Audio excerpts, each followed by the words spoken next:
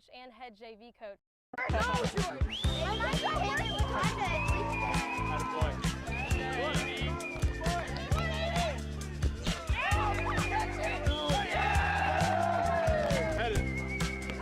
Have a seat. Have a seat. Mason, Will, Yvette, Aaron, Kingston, George, Steve, Danny. Oh, catch it. Great catch. I love that. Pat it. Catch it. Catch it. We have mixed reviews. Don't get distracted. Pat it.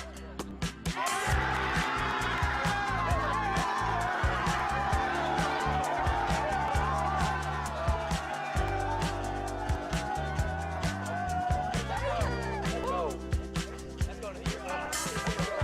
Let's go everywhere. All over.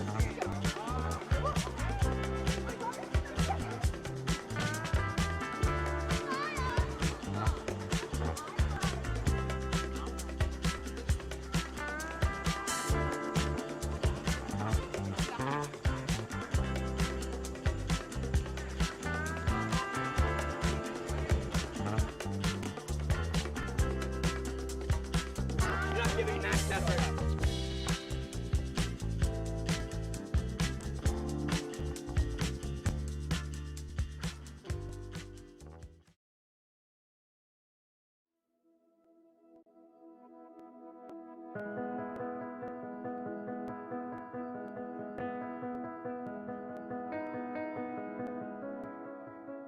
Lord, I want to thank you for this amazing class and the amount of work that's been put in. I want to thank you for the amazing people that you've surrounded me and so many others with, the amazing teachers, the amazing parents, everything that this school has brought to us. As we leave, I pray that we've truly left our mark on this school.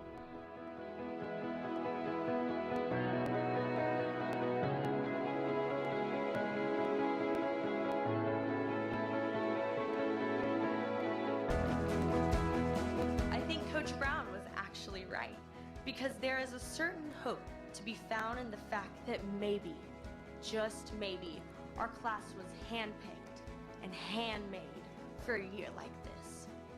Class of 2021, I hope you realize how fortunate you were to go to school here. We as a faculty definitely realize how blessed we are to teach you and mentor you daily. God is about to open so many doors for this class. You have worked so hard to get to this moment. So go show the world what it means like to be a follower of Christ.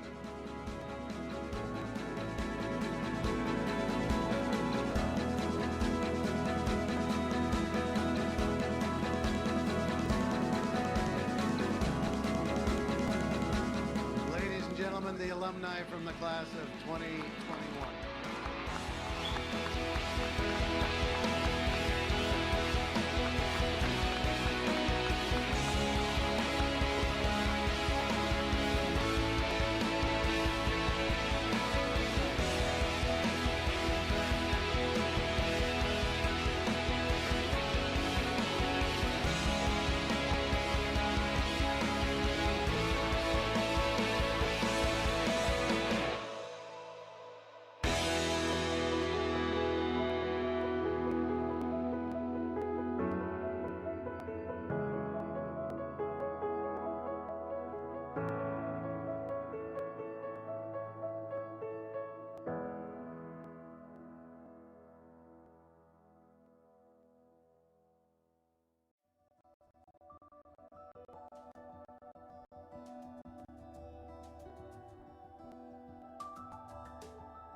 This is why I think God brought you to this trip, to give you an intermission. You've been working hard. You've been studying hard. We've been frustrated about some things. There have been some hard things. There have been some sad things. There have been some great things. But when you're working hard and overburdened, overladen, he says you still need refreshment. You still need intermission. But she said we take the intermission. It's a break in the middle for the participants to be refreshed. And you usually take it, it's at the peak of the story or the climax of sometimes major conflicts. That was powerful to me. But this was the part that got me today. She said it's when the audience is asking the question, what's next? What's next? We're sitting in anticipation, don't really know what's next because the curtain hadn't been drawn for the second half. What's next? We're wanting more. Y'all, you're at that what next, wanting more phase. That's where you are, really. This is that season of your journey. Every single one of you in here have a mission to purpose. Every one of you do. Some of you are so smart it makes my head go, "Ooh." But for real, you've got people that can do different things. God's gifted you and called you and anointed you to do things, but you will never make it to the end of that road that God has for you doing it by yourself. He did not design you to do it alone. Everybody's got something to give, a gift given to you to be given to somebody else. You were born to be blessed in order to be a blessing. And what a blessing is a vessel through which divine favor can flow to help stop misfortune in somebody else's life. There's somebody else's life that you can be a blessing to every single day. Every day.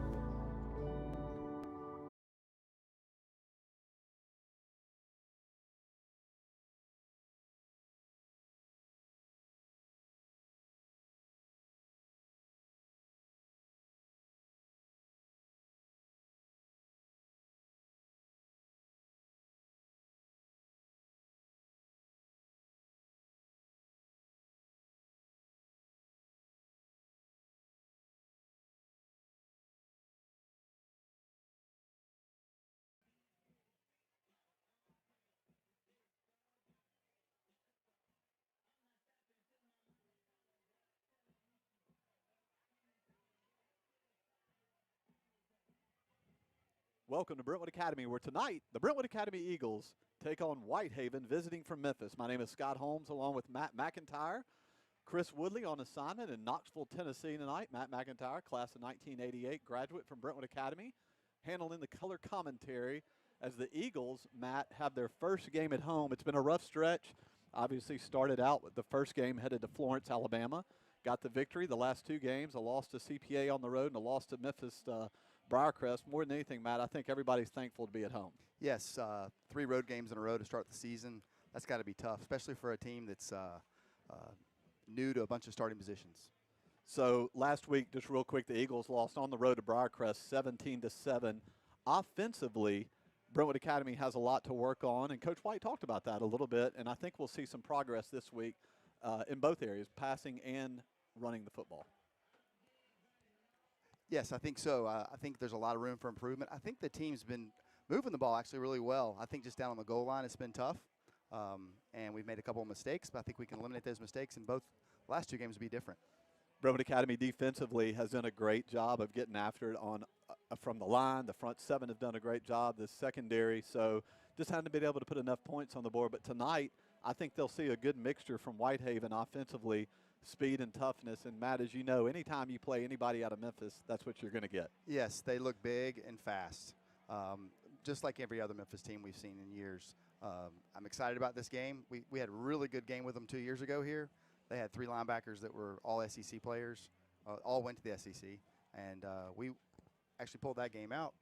It was a big win for us 2 years ago. We didn't play them last year due to COVID. Yep, exactly. So this week's sponsors for the game, number 1, Jonathan's Grill, Nashville's upscale sports bar. No matter what the sport, league, or team, each Jonathan's Grill has 55-inch TVs, or 55 TVs, for you to cheer on your favorite team and the best food you've ever had while watching the game. You can even go and watch Rocky Kalmus, former Oklahoma Sooner All-American, as he meagerly makes his way up the stairs. So he might need needs some a little help up the help. steps. So also thanks to BBE Better Business Solutions. Don't let your office technology slow down your progress. Better Business Solutions is an authorized provider of Konica Minolta and Sharp Office products, as well as KIP wide format solutions and Paytech pressure sealers. I know you're a big fan of those, Matt. Yes, so yes. thanks to Jonathan's BBE Better Business Solutions, and a new sponsor tonight, Cypress Capital. So, and you'll hear a little bit more about Cypress Capital here in a few minutes. Cypress Capital is a local registered investment advisor providing Morningstar 5-star rated asset management, financial planning services, and globally recognized investment research. Cypress Capital is committed to prudent stewardship in managing your financial assets by managing portfolio risk and avoiding permanent loss of capital. Brentwood Academy dads Jeff Wilson and Mike Brooks, partners at Cypress Capital. And another added thing that you'll see tonight and hear tonight, Jeff Wilson will be our sideline reporter. First time we've ever done that, Matt. Jeff had a daughter that graduated from Brentwood Academy, married Courtney Rudolph Wilson, 1991 graduate from Brentwood Academy. So we'll throw it down to Jeff here some tonight. Have a couple interviews with Cody White, so we'll see how it goes. So be patient with us. But we're thankful for Jeff and Mike and Cypress Capital, along with Johnson's Grill, BBE Better Business Solutions, for sponsoring tonight's game. So let's get to tonight real quick, Matt. First of all, I think Jeff Wilson will be the best sideline reporter we've ever had. Oh, he'll be hands down the #1 sideline reporter we've ever had. So if you're Cody White, what are you hoping to accomplish tonight? You know, you got to get back on track. I know I haven't come watch practice this year. I came, Mimi, my 7th grader had a volleyball game, so I walked over on Tuesday and watched practice, and they were getting after it. The coaches were coaching really hard. The kids were practicing really hard. Kind of remind me of some old school practices that we used to have back in the day with Coach Flatt. But I think that's the plan. And you know what? The field's full of kids for them to run through. The crowd's full. We had a huge tailgate before. You know, this is Brentwood Academy football, so it's time to get back on track. Good crowd tonight. They got the USA thing. Kurt Masters did the opening prayer. The Academy Singers, as an entirety, will sing the National Anthem. Obviously, tomorrow, 9/11, is an important day for a lot of people, so we're grateful for all those who have served. A lot of families have been changed, but it's just, man, I think more than anything, you know, you watched college football last week, and whether it was Georgia, Clemson, Ohio State, Virginia Tech, Ohio State, Minnesota, I mean, the crowds were unbelievable. I think everybody's just happy to get to come back out and get in the stands. I mean, I can say that for all the sports I've been to this fall already, volleyball and freshman football, JV football, varsity football. It's just fun to get back out. I mean, I went with Joe Taylor to the Florence game, and we were just talking about how great it is to walk into a stadium and watch a high school football game again. So it should be a great matchup. They're lining up, getting the guys all lined up, ready to go. So, and you'll notice as you're kind of, we'll zoom out tonight, and the guys came through, there are 13 American flags that they're holding in honor of the servicemen who unfortunately lost their lives in Afghanistan. That was the seniors came to Coach White and asked if they could do that. And so once you get a look down there in the end zone at the team, you'll be able to see that those flags are down there as they get ready for the national anthem. And so we're kind of waiting as the captains are loaded up. Had a good all-school tailgate, Matt. Saw you go get 3 or 4 hamburgers. Yes, I did I got a double cheeseburger. Joey Donnelly was on the grill getting after it. It was really good. They actually had fried chicken. I mean, fried catfish. Oh, wow. They were frying catfish down there, so it was the real deal. All right, they're going through the starters. You can kind of tell a first game for everybody. The crowd's starting to filter in. I still see some people over to our right side getting their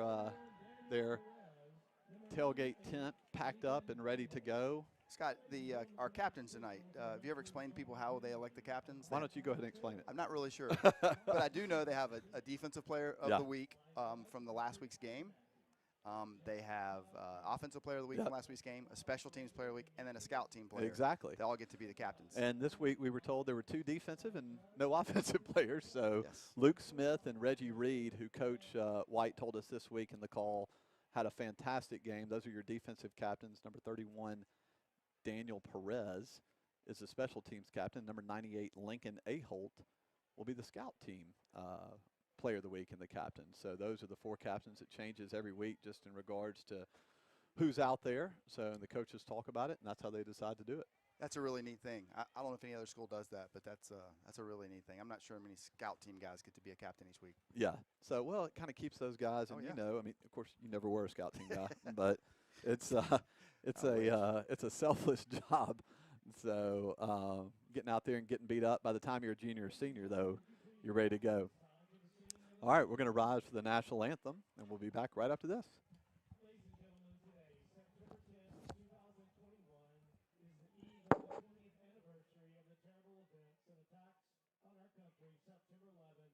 2001. Prior to tonight's anthem, please join in a moment of silence in memory of those who lost their lives and in honor of both the surviving family members and the first responders who attended to our fellow Americans in New York City. A moment of silence, please.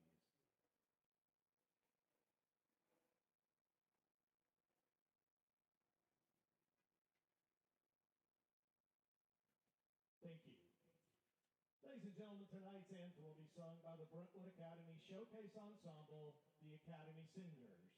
And now, to honor the United States of America and under the direction of David Wise, please face the flag in the south end zone as the Academy Singers present our National Anthem.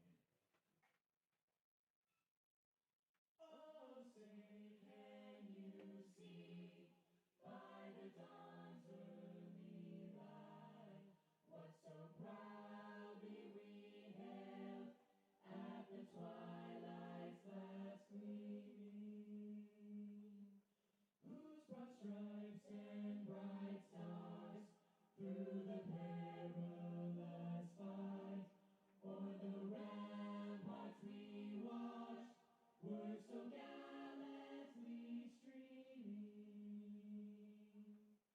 and the rocket's red glare, the bombs bursting in air, gave proof through the night that our flag was still there.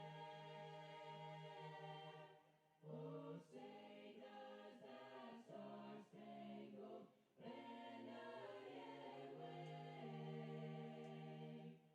o'er the land of the free, and the home of the brave, the home of the brave.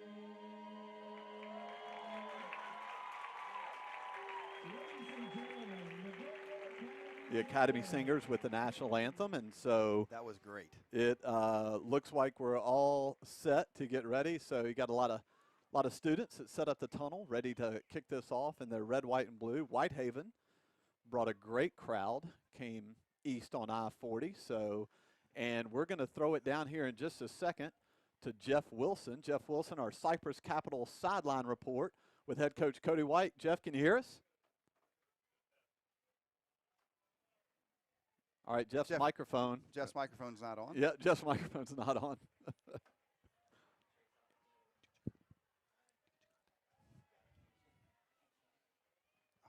Oh, well, we'll keep going. Obviously, I'm sure Coach White's saying some good stuff. So the microphone must have had a battery technology. So we'll have to see. So let's see if Jeff can. Jeff, can you hear us? Give a thumbs up if you can hear us. All right, so we'll have to check with him. So it was a great try. So Jeff Wilson with the Sideline Report. Jeff, if you can hear us, turn on your microphone and kind of give us a quick update. Well, he's trying to, and we can't get his microphone turned on, so it looks like he's working on it. So. Technical difficulty. Yeah, a little technical difficulty. Our first Sideline we knew Report. it'd be rough. We had a good. I'm gonna blame Jeff on it. Yeah, so we had a good practice run. So I thought it went really good. So here come the Eagles. Eagle. Here they come. As we mentioned, 13 American flags. That is awesome. Pretty cool sight there. That is really neat. What a neat honor.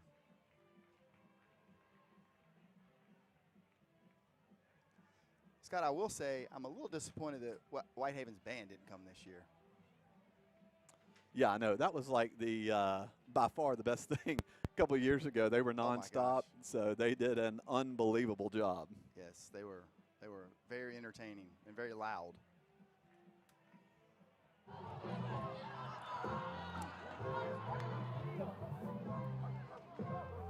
So we look like we're kicking off.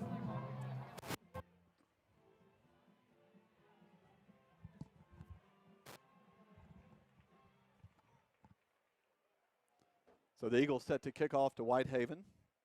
All technical difficulties have been solved. So I think Jeff can hear us now. We figured out the microphone from up here. So hopefully we'll get a, Jeff, go ahead and give us a. I've got you down here. All right, we can hear you. All right, Jeff, you're back. After this kickoff, you're going to summarize what Coach White said in the Cypress Capital Sideline Report. You got it.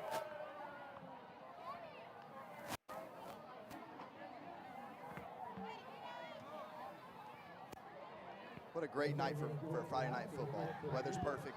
Crowd's here. I'm excited. Oh, yeah, it should be unbelievable. All us old guys wish we could play one play. It wouldn't be on the kickoff,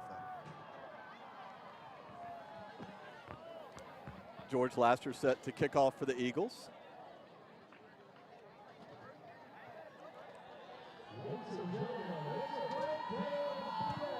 Laster's going to put that one into the end zone. So, Jeff, if you can hear us, give us a real quick summary of what Coach White told you.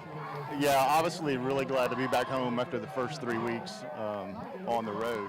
Said they obviously got to start better. They got to finish better. They got to execute, do the little things that they hadn't necessarily done in the last 3 weeks. But he was positive, ready to get rolling. Great. That's your Cypress Capital Sideline Report. Jeff Wilson.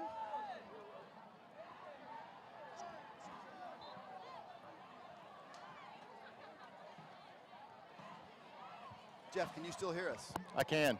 You might want to turn your mic on. Again, it's the little things. 1st and 10, Whitehaven. They're going to take option, it. Pitch to the option, left. Ball. Oh. Ball's on the ground. Number 4, Darius Bodie recovers after a loss of 1. Matt, I would expect this defense for Brentwood Academy to be incredibly physical tonight. I do too. After this practice this week, they were pretty flat last week starting out. Matter of fact, flat as they've seen in a long time, the first quarter. So I'm anxious to see. I actually know they won't come out flat tonight. Yeah. Be second. I will say Whitehaven is very large on the offensive line. They're 300 plus all the way across, except for this left tackle. He's a baby at 280. Pass is incomplete. Just got it and threw it real quick to Mikhail Stewart. It'll bring up 3rd and 12 from the 19. This is a big down because I've heard their punt team is probably not their strong suit. So this is a big down for them.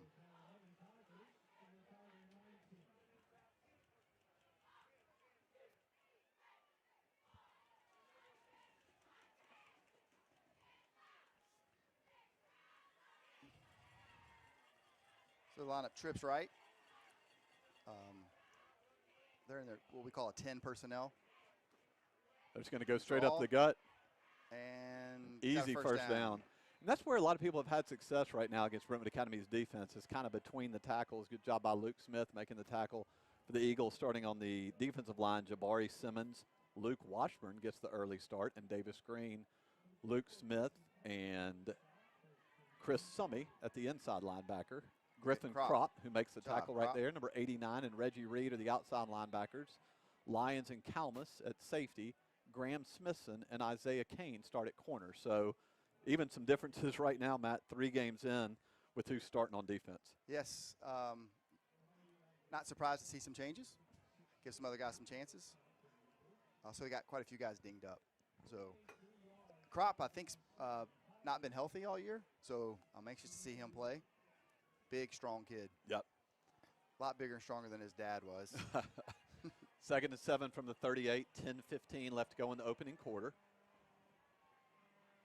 Going to roll out pass. Carver rolls right. Pass is complete.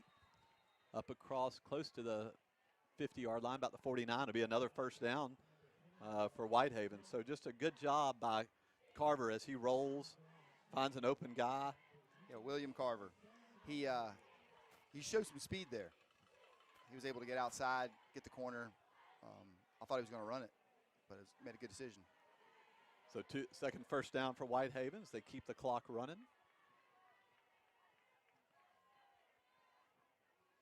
Crowd's starting to fill in now, Matt. I know you were concerned. Carlton Flat Field is almost full. He is just to our left, like within, 8 feet? Yes. You're getting a little nervous on that. Yeah, I'm scared he's going to yell at me. This is a direct snap. He'll keep it on the ground, tripped up. Not till he gets to about the 50.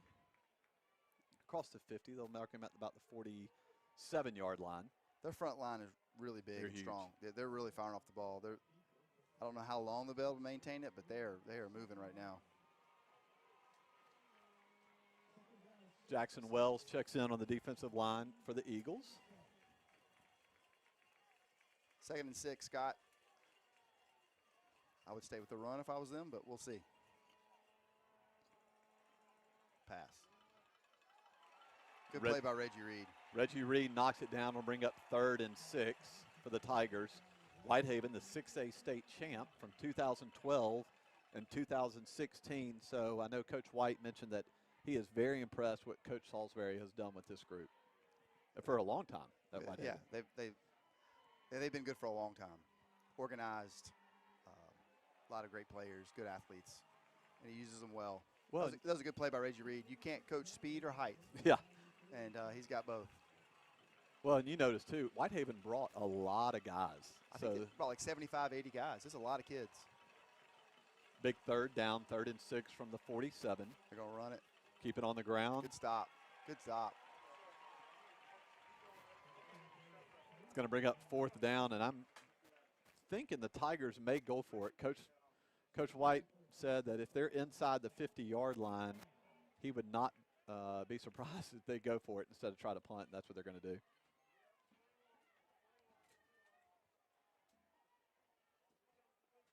Yeah, we expected this. Like we mentioned, Matt McIntyre filling in, three-sport athlete, class of 1988 graduate from Brentwood Academy. Chris Woodley on assignment in Knoxville, helping out UT Sports tomorrow. Might be a quick kick, Scott. Be unbelievable. That is. Wow. So they're going to take it at about the 35, so an 11-yard punt. So Brentwood Academy will take over 1st and 10 at the 35-yard line. Number 11, Landon Wells, the senior, starting at quarterback. On the offensive line, the Weber boys are the bookends. Jake Weber, number 74. Hank Weber is the tackle. Jabari Simmons, Jackson Wells are your guards. Davis Green is the center. Ian Scott, Caleb Lyons, Graham Smithson. They're going to have a timeout. Let's see. I think they were short a player. Whitehaven was. All right. So we'll take the first time out with them with 8 minutes left to go. No score in the first quarter.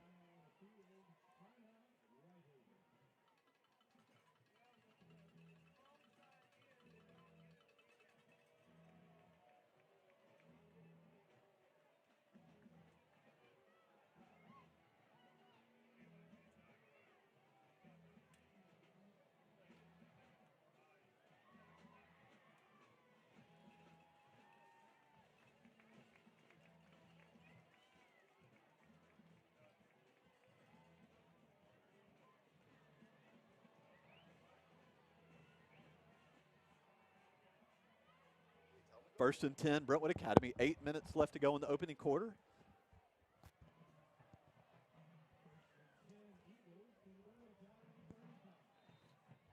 Kason Kalmus, the starting running back, next to Wells. Going to fake to Kalmus, throw it out to Ian Scott. He gets across the 40. Good speed right there. Hit for another Jonathan's Grill first down across the 45 to the 46. Crop and DJ Center will check into the game. Isaiah Kane comes out. Isaiah Kane was blocking on this last play. Both receivers were blocking really well. That's something they have really focused on the last 2 weeks as Graham Smithson split out to the near side a long way out. DJ Center, the man in motion. Gibbs going to be to Kalmus, and he might get a yard. Yeah, they blew through the line on that one. Scott, they're lining up the old 50 with 3 linebackers. Old school. Yes.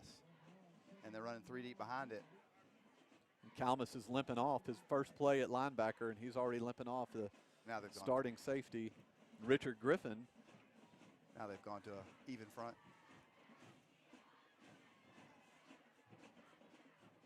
Griffin's going to get it. Griffin falls maybe for another yard. It'll bring up 3rd and 8 with 6:55 left to go in the opening quarter.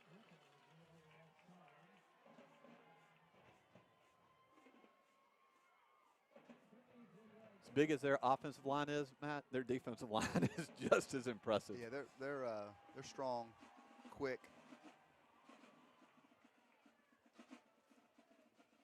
Third and 7, 3rd and 8, it's a long 3rd and 7. Ian Scott motioned to the near side. Oh gosh, Wells didn't see the snap. Thankfully, Richard Griffin did. snap came early. Either way, That was the Eagles lose one. So after a good first play, Matt, kind of 3 discombobulated plays. Yeah, I think a little confusion on that play. Brentwood Academy really lucky to have it. Wells Let's say, wasn't ready for it. great job by Griffin catching that ball. We do have a good weapon in our punter. Yeah, Daniel Perez set to punt. Daniel Perez and George Laster have had an unbelievable start to the season.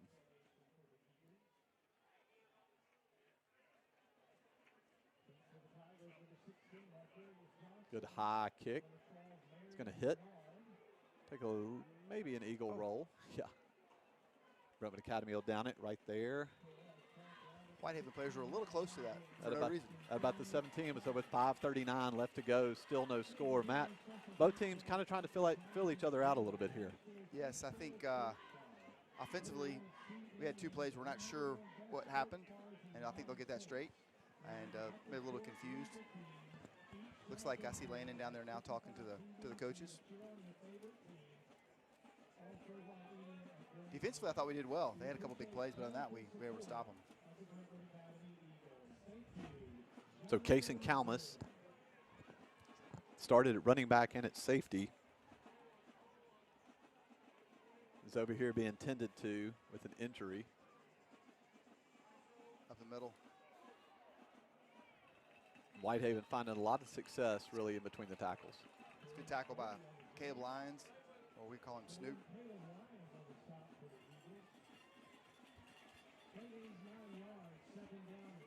From his safety position.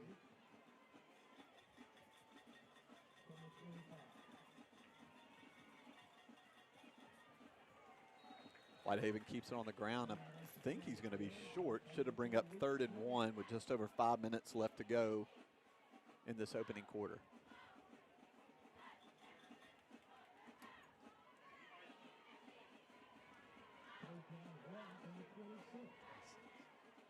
Colby Jones replaces Case and Kalmus. Guess what? The band's here. Well, they must have heard me. Give up the middle, and it's going to be enough for a first down. So Whitehaven just kind of picking and choosing what they want to do.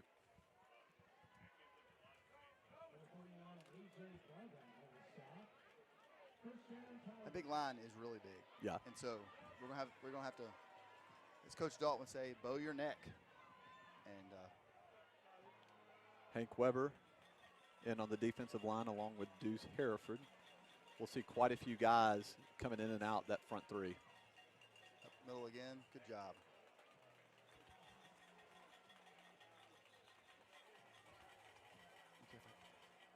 Bring up 2nd down. Scott, Matt. Yep. Yeah, Kaysen's nursing a right ankle here. Looks like a sprain. Dr. Arthur's looking at him right now. Thank you, Jeff. Jeff Wilson, we got that microphone fixed now. That was so impressive. I mean, you can't get this anywhere. Golly.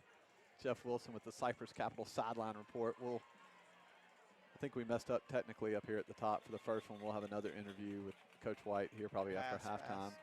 And slant. Pass is complete. Pass to number 16, 3rd and 2. Macarius Johnson. Gonna bring up 3rd and short for the Tigers. Oh, he gave him a first down. We were listening to the stats next time, us, and they said 3rd and 1. The other one said 3rd and 2. So that's why we said 3rd and short.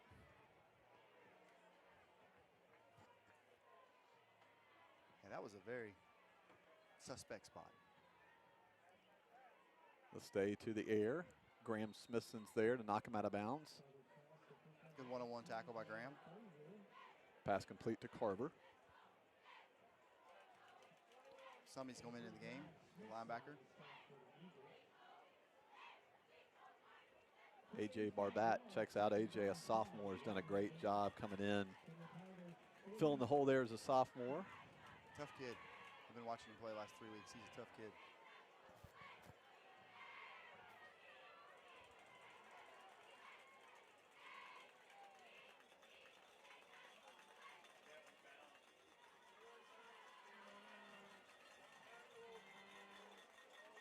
Oh, good job. Oh. Oh, Lincoln Aholt was there and misses the tackle. So instead of a loss of 5, Whitehaven's going to gain 3. It'll bring 3rd and short. Great job by Lincoln getting the backfield. Just didn't quite hang on. Griffin Crop makes the tackle. It's a good athlete. Griffin Crop is.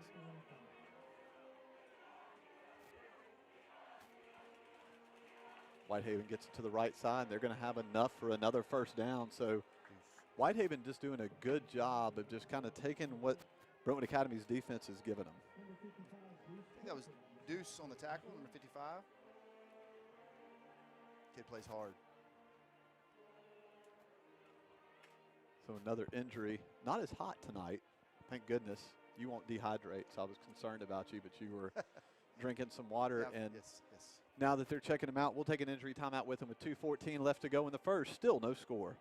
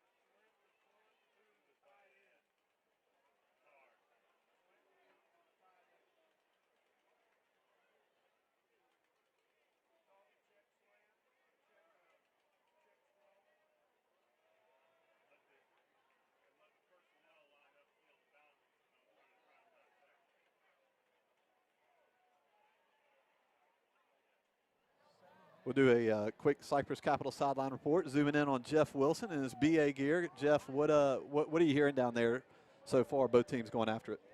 Both teams going after it pretty hard, but I tell you what, just as Matt had given up all hope on the band coming in, they came in all their glory. So they are here and they are loud. Hey, our goal is by the fourth quarter that you get an interview with the band director. Are you good with that? I'm good for anything. If we can get him to talk to us, I'm sure he would. I'm sure he would love to jump in. We're gonna work on you somehow pulling off an interview with the Whitehaven band director at some point during this game. So, Jeff, I know you were watching the coaches. Obviously, they're checking on Kason Kalmus down there with his ankle, but it looks like both teams. It looks like Whitehaven is gigantic on the offensive line. They are big, and one of those guys is down right now. I can't tell what number it is, but yeah, when they need a first down, they just get those big boys rolling, and it's we hadn't really stopped it yet. Thankfully, he's getting a little help come off the field. So thanks to Jeff Wilson for a little added dimension tonight, as we mentioned earlier. Matt McIntyre in the booth tonight. Chris Woodley on assignment. Matt McIntyre and Mason Revelette, one of our sponsors from Jonathan's, really the only two guys at Brentwood Academy that their hair looked better after the game than before the game. So I know Mason did that. You were unbelievable the way you could catching punts. The mullet was going on back in the 80s, early 90s. Mullet's back in though, Scott. Yeah, it is, obviously. Yeah. All right, thankfully he's okay. They're checking out their players, so they'll have it after that. 1st and 10 right at the midfield stripe with 2 minutes left to go in the first. And a little emotion.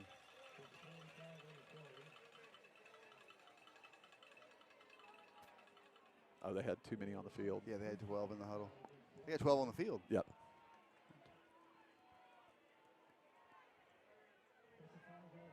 So 5-yard penalty, back it up, 1st and 15. It's tough after a timeout. Have 12 men on the field.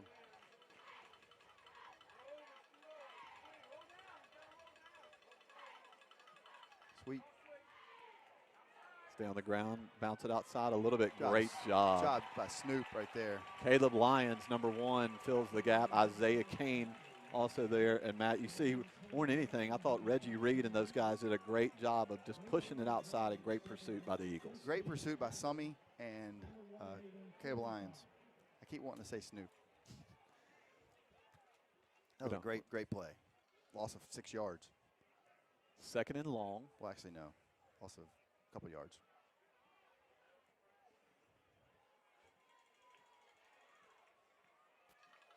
Play clock at 10, game clock at 1:05. Good pass. Get there, get there. Reed in pursuit. Good job, Reggie. Reggie Reed takes him down for a loss of 1. It'll bring up 3rd and long. Scott, he ran from the wide side of the field, ran all the way around and chased him down on this sidelines. It's a heck of a play by Reggie.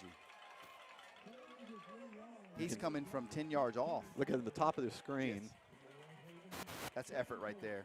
Swings at the ball. That's a great play by Reggie. Effort play right there. We need more of those. Good job by Graham Smithson and Isaiah Kane, Caleb Lyons, and Colby Jones back there in the secondary. Great job in coverage. Big play here, Scott. 3rd and 15. There's not a lot of those in the playbook. Long pass With a long by throw. Carver. It's going to be incomplete and bring up 4th down. That's just a long throw from the hash mark to the sidelines. Farth. Good job by Graham Smith. Yeah, Graham was right there. That's great. All right, let's see. We can make a play on special teams here, Scott. I would expect the Eagles to come after it with Kason Kalmus now being injured and out. Isaiah Kane is back deep to receive the punt. Carver will punt for the Tigers. Scott, we got 10 men on line of scrimmage. Oh, and we jumped off sides. That's all right. It's 15 yards for a first down. They were the guy had his hand down and moved out. I don't know if I've seen a replay, but it looks like the guy had his hand on the line of scrimmage, then picked up and walked off, which is an illegal shift.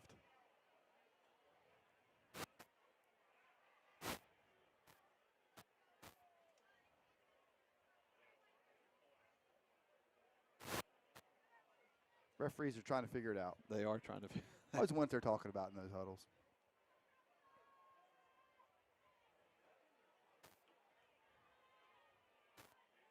They're actually saying, hey, O'Charlie's is not here anymore. Are y'all going to go to Pargo's? No, Pargo's is not here either. They're going to Jonathan's. Yeah, they're going to Jonathan. They should go to Jonathan's. Yes. Jonathan's is everywhere now. They'll call it legal procedure against the Tigers. Jonathan's just opened like their 9th or 10th location down in Madison, Alabama, right there in Huntsville. Or is it Madison? Yeah, that's in Madison. Huntsville, yes. Yeah, Madison, I like Alabama. Jonathan. I like their pizza. Yeah, I thought their illegal shift. Get the feeling the Eagles are coming after it. Good snap. Carver gets it up and real high. Get away, get away. That one's going to bounce out of bounds at the 43-yard line, so a little bit better punt than the last one. And here they come, baby. The pride of, I can't remember what their name is. They told us a couple years ago, so there's no doubt Jeff Wilson will get an interview at some point with the band director. You know, the good news is, I mean, keep saying it, like, great student section, by the way, tonight at BA. And also, I always tell you, if you're looking for your 6th, 7th, and 8th grader, they're in the north end zone. In the north end zone. Yeah. And they're in four distinct little huddles. Yes. I probably got one right in the middle of it over there. 6th grade boys, 7th grade boys, 7th grade girls, 8th grade girls. So pass, but Wells throws that one to Smithson, and it's incomplete, and that'll be the final play of the first quarter, and we'll keep it here at the end of 1. It's Brentwood Academy 0, Whitehaven 0. I have no idea the score. The clock's at 0, and they'll set it up. And right now, we'll probably zoom in on the cheerleaders. This year's 2021 BA football cheerleaders, the seniors, May Holmes, Tessa Cothran, Lindsay Biggs, Kelsey McNutt, Olivia Rosen. The juniors, Mimi Husband, Allie Clark, Sophie Jacobson, Meg Edmondson, Anna Claire Caldwell, Jamison Arthur, Emmy Desher, Taylor Ann Moore, MJ Arthur, Willa Kate Biggs, and Anna Smith are the 3 sophomores, and the freshmen, Carson Clift, Haley Hepler, and Abigail Ward. Coached by Rebecca Holmes, class of 93, and her assistant coach, Kristen Smithson, also class of 93. So They have done an outstanding job. I think they're glad. I think they're glad to be at home and have a really good student section. And at halftime, we'll make sure and show and feature the dance team. We'll have a performance at halftime. I've heard from a few dance parents, so we'll have that to look forward to at halftime. All right, Scott, we got 2nd and 10. We need to move the ball here, get a couple first downs, keep our defense off the field. I'm not sure who was it. Tailback that play? Was it Caleb Lyons?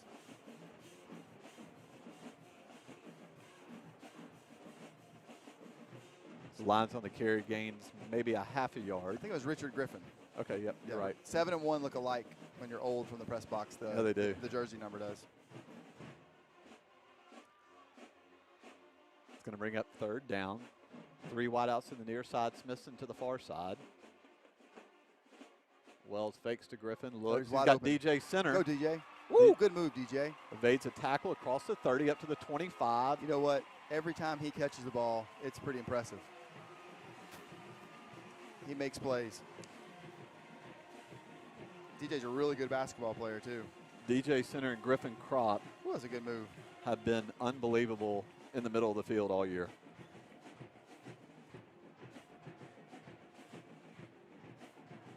Very athletic. DJ's big, athletic, can catch. Good throw by Landon. Line gave him time. That's the kind of plays we need. 1st and 10, 25. Wells Again. waits. Oh, Throws it out to Ian Scott, who drops it. It'll be incomplete. Big hit right there. Scott, that was a great break on the ball by number 1. Good job by Jaquez Bradley. He broke on that ball. As soon as he touched it. He's happy about it, too. He's out there. He's excited. The band's got him going. All right, 2nd down. Here we go. They're playing man out here. He'll jump off There you go. sides. Gain another 5 yards. Early score in the first quarter. NBA 0. CPA 14. First quarter, Scott? First quarter. My goodness. Is that played over in the den at CPA? It's playing the Lions Den, yes. That's a game of 2 good quarterbacks. Very good quarterbacks. I'd heard Langston Patterson may not play a lot. He's been injured. He's a good football player. Here we go. 2nd and 5. Wells looks over. He's got Griffin next to him.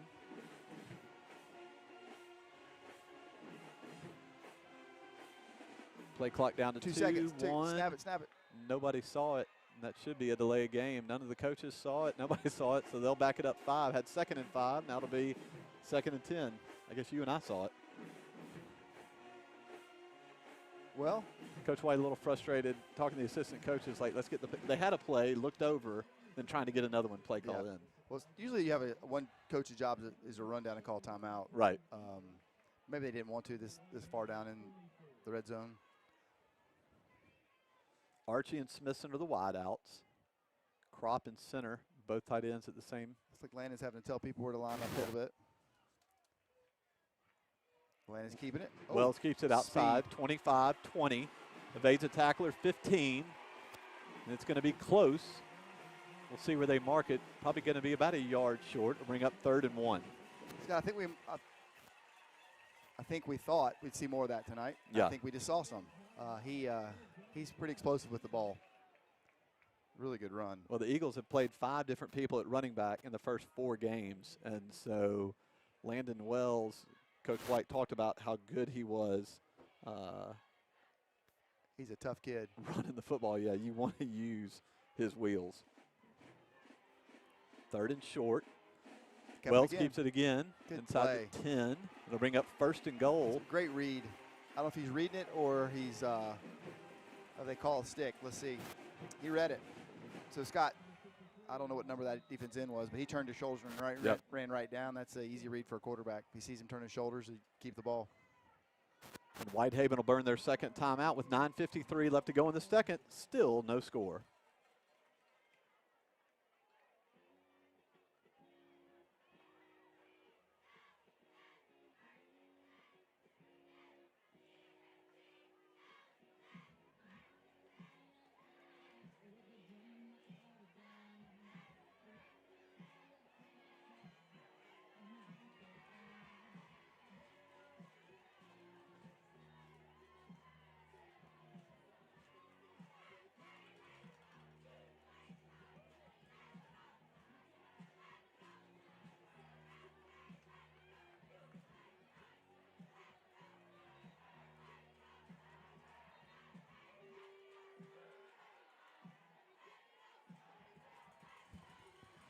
Brentwood Academy will have it first and goal at the 7.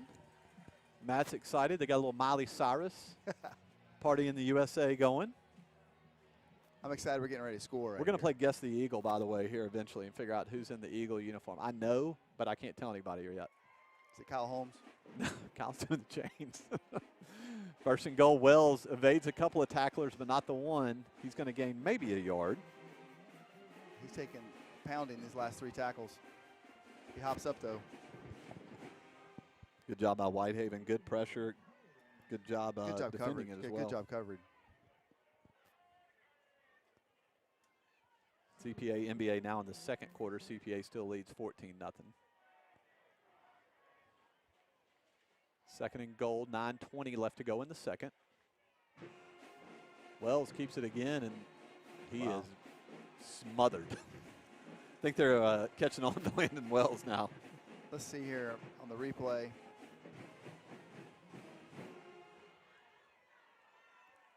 Yeah, either way, I think that play was a bust.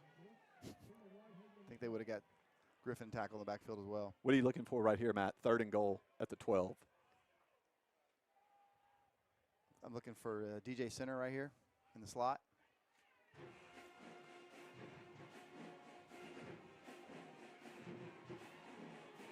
Wells trying to get away and nothing. So as good as the runs worked early, now they're bringing pursuit. And he didn't have a lot of time either, Matt. I mean, you can see on the replay, he was kind of looking. Center wasn't there. There was really nobody there, and thankfully he was able to hold on to it.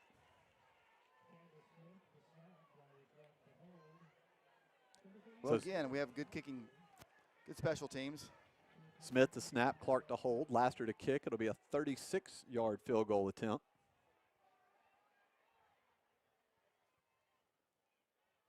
Snap is down, kick is up, and it's no good. Oh. Well, it took him a while to decide. Here's the deal. Always watch the officials. Everybody started cheering. Yeah. You learn quickly. Don't say anything. As you'll see the replay right there, and just goes a little left, I think. So still no score with 8:02 left to go in the second. It's a rare miss. Innsworth 21, Nolensville 6 into the first.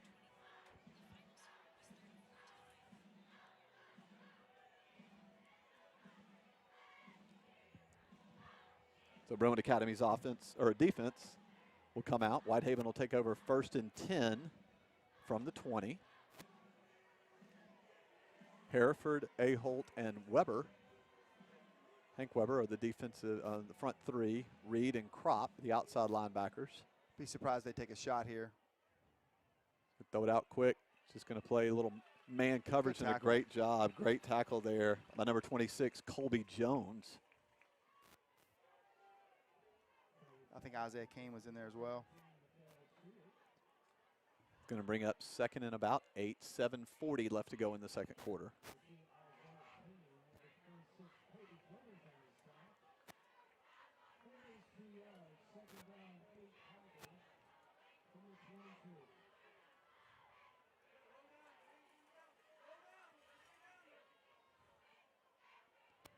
Oh! He read it, Scott. I thought it was a pick 6. Great job by Isaiah Kane. He broke on it. That is a pick 6. So yeah, I thought he had it. He definitely stepped right in front of it. Just missed it. He knew it. Great break on the ball. Great break on the ball. It's going to bring up third and 8. 7:21 left to go in the second. Those are the kind of plays, though, you got to have, right? Yeah, I mean, that's the difference between a great team and a good team. Either way, third and long. Great break by 2, though. Great break. Whitehaven's going to use their final timeout with 7:21 left to go in the second. Still no score. Brentwood Academy and Whitehaven.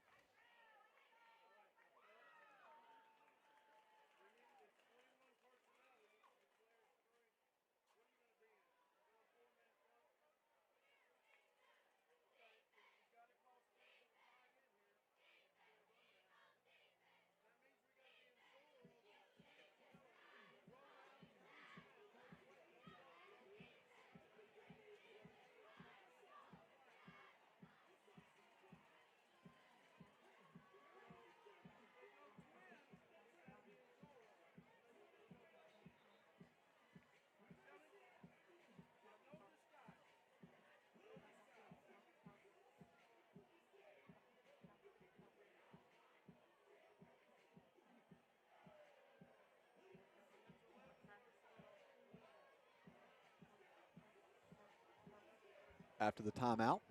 3rd and 8 for the Tigers. I bet they keep the ball on the ground this play. Don't want to turn it over down here. What do I know? Yep. Oh, Yep. they did. Yep. There you go. Good pursuit by the Eagles. So 4th down on the 25. They've got a punt. Number 89, Griffin Crop, Good contain. was the first guy there. Saved his contain. Good job. All right, we need to make a big play here on special teams. You would hope you'd probably come after it. There's only about 11 yards back, so you got a good chance. They are shallow, aren't they, Scott? What's normal, Scott? It's usually 14. Scott's an All-American. No, I don't know about that. Now he's backed up to about 11. Oh. Boy, it's a high snap. You should get that. Oh, my goodness. goodness. He's going to run it for a first down and more. As a mistake right there. Just that's what we talked about right there. You can't coach speed. So you might see it on the replay. I mean, took it. Everybody was there and tucked it and ran. Punted, he ran. But it's blocked clear as day. You can't, Well, and a good job blocking by Whitehaven right there. Took out 2 guys on the left side, and he was able to just tuck it and take off. I mean, somebody was right there, ready for the block. The guy keeps it. It's an athletic play by is that the quarterback? Carver. Yep, Carver. He's done everything for them. So 1st and 10, Whitehaven. Oh, good play. Give up the middle and a great stop. Good job by, I think it was Lincoln Aholt. Good job, Lincoln. The junior. Had a really good showing in the JV game, and he was a scout team captain for this week. So getting an opportunity to make a name for himself. I don't know how much football he's played until this year. I think it's his first time. I think so. He's getting better every week. He's a big kid, 6'5". He's a basketball player, right? Yep.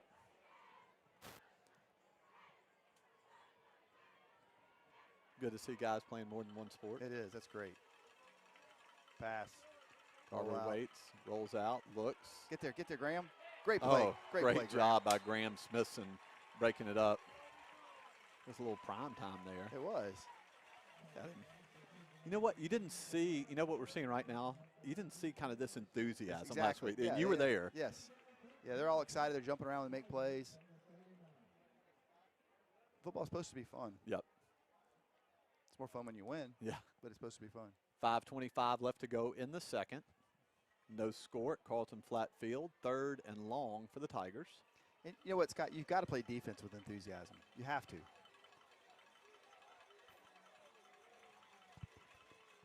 Pass. Get there, Reggie. Ooh. Good pursuit by Reggie Reed. And tackle by Lincoln Aholt again. Jeff, if you can hear us, it seems like the sidelines has kind of come alive a little bit, even after that 4th down. But it seems like the sidelines is getting after it a little bit more.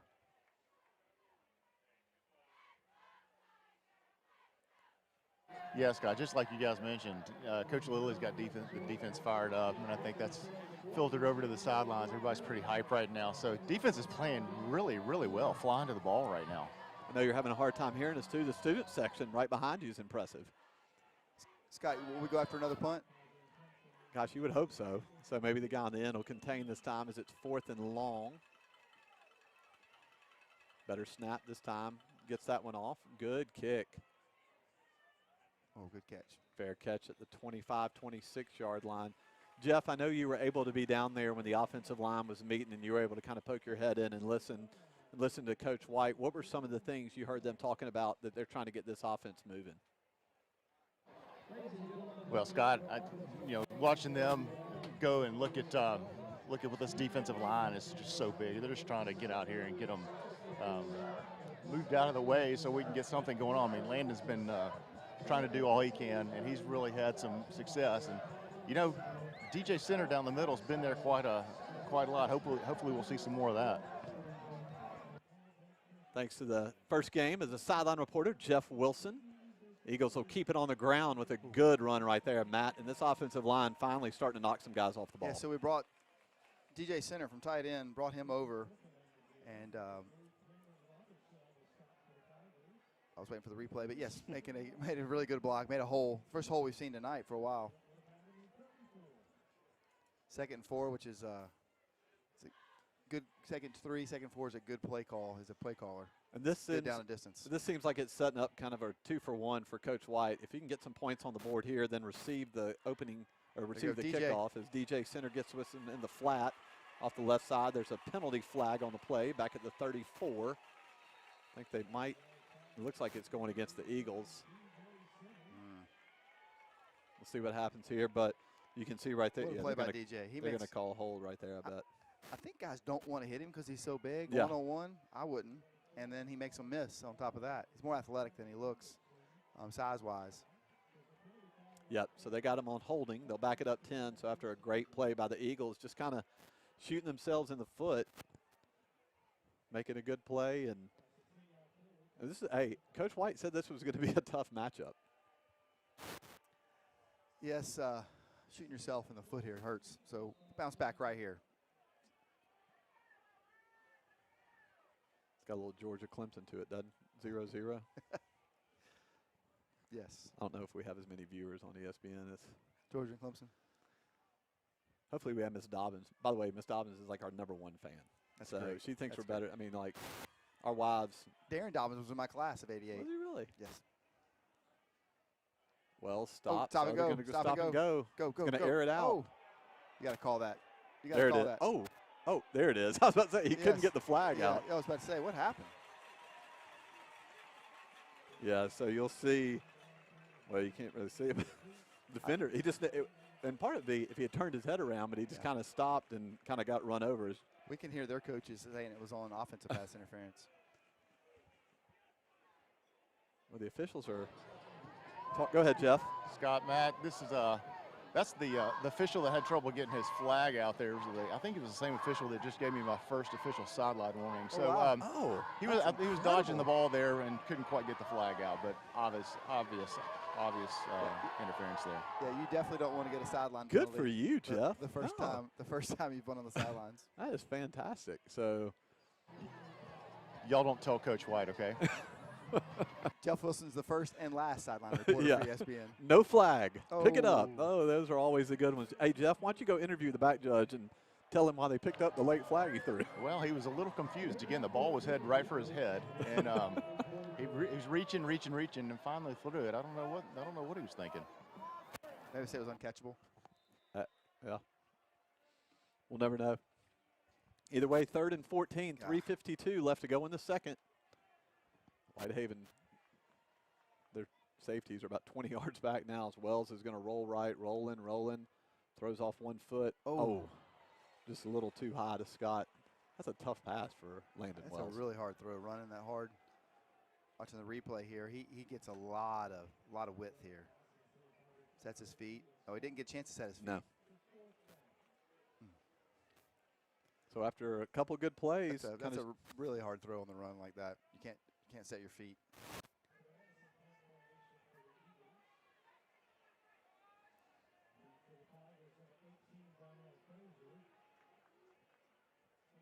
Oh my gosh. Perez. Oh my goodness. Touchdown Whitehaven. All I can say is, oh my goodness. It slipped through Perez's hands, and Whitehaven picks it up. You'll see on the replay, and there was nowhere for him to go. And it just pops, and nobody's able to recover it right there. 2 Eagles run into each other, and this is a Sports Center not top 10, Matt. I'm surprised, Scott. I thought we would have the advantage on special teams for sure. Then we have a play like that, but good snap, and just kind of went through. It's kind of, who knows? I mean, in the end, it just kind of went through the hands. There's nothing else to say as Whitehaven picks it up and goes on the board early with 3:29 left to go in the second.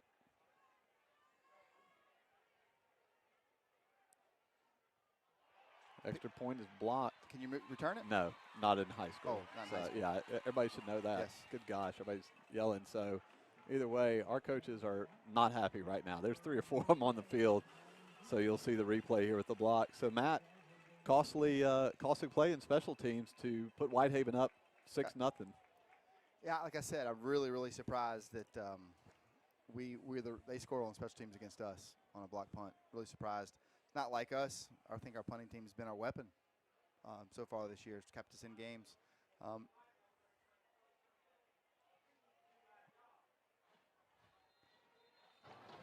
Guys, this first half sure does have the feel of just he who wins the special teams battle wins the game. And to your point, Matt, I mean, that's an area we thought we would excel in tonight. Well, we've got 3 minutes here. Get the ball, drive down the field, going in 7-6 at halftime.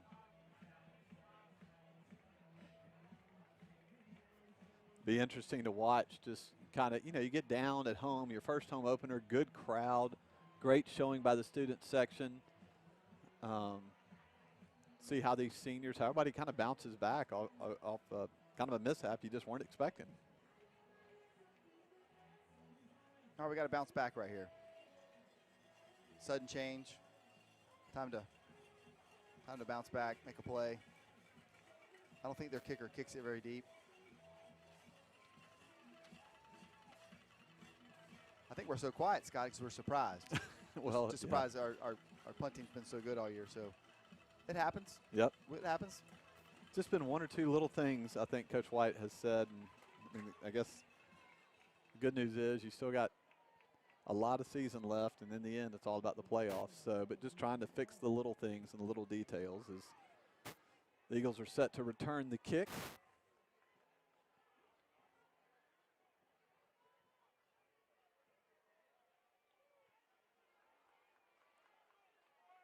Good low kick. Brax Belleville on the return. Go Brax. Belleville gets it, hit.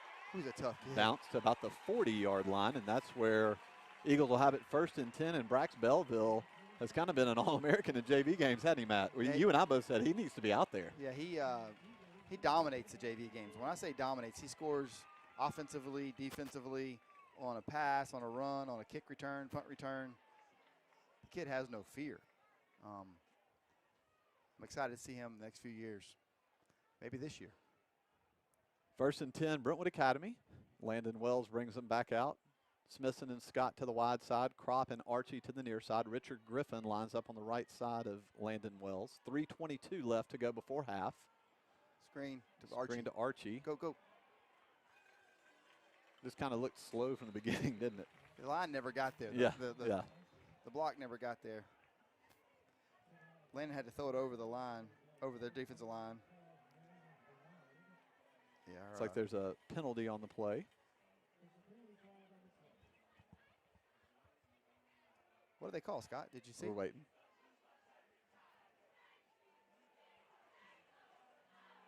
Illegal shift. I will say it didn't look like we were set, and that snap came really quick.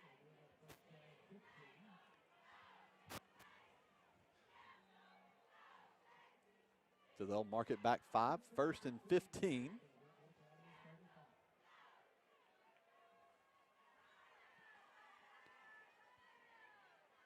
Play clock down to 11.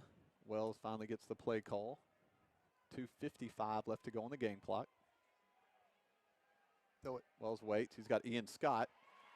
Good catch. Good job. It's going to be close. And it is going to be enough for a Jonathan's Grill first down, and that was about as good a pass as Landon Wells has thrown tonight. Just a great way, stayed in the pocket, and zipped it in there. So their middle linebacker, number 5, was reading Landon's eyes. He looked left. As soon as he moved left, Landon threw it right past him on the right. Great play by Landon. Moved him with his eyes.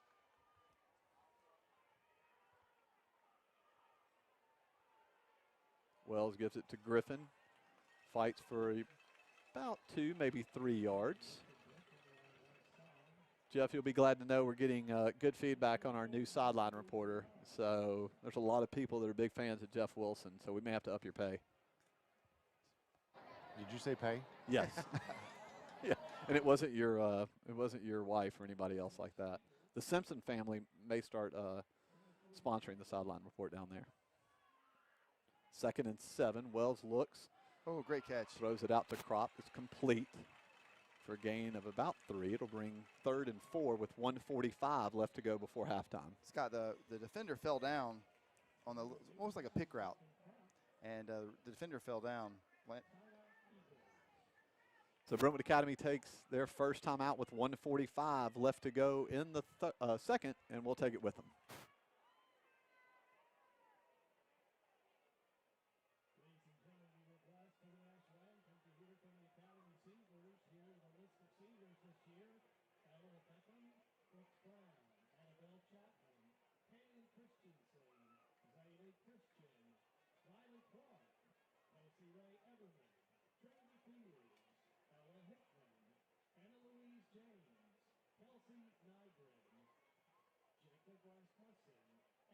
Strauss, Braden Watkins, Jack West. Thank you, Brentwood Academy seniors.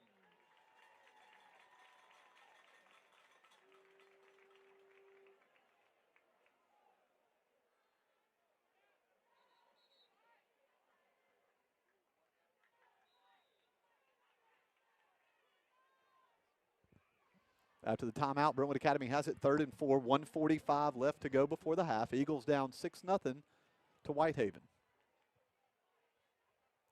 Another pass. Wells Come on, didn't have anything. First down. Tucks it, runs across the 40, up for another Johnson's Grill first down to the 39. Clock will stop to get it set. It's a good play by Landon. Guy wasn't there. He saw the opening, and he hit turbo. Watch this. Good job by Wells and Green right there. Yeah, quick twitch and took off. Smithson and Crop to the far side. Scott and Archie to the near side.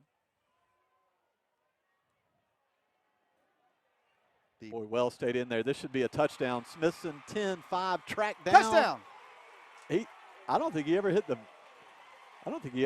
ground Scott, until the end. I don't think he touched the ground. You got excited there. Landon got killed when he threw the ball. Let's see the replay right here. Graham Smithson is a speedster. He, as Wells, did a great job staying in there and got hit. And Graham, his knee may have hit. Either way, 1st and goal with 1:08 left to go on the play clock, or game clock.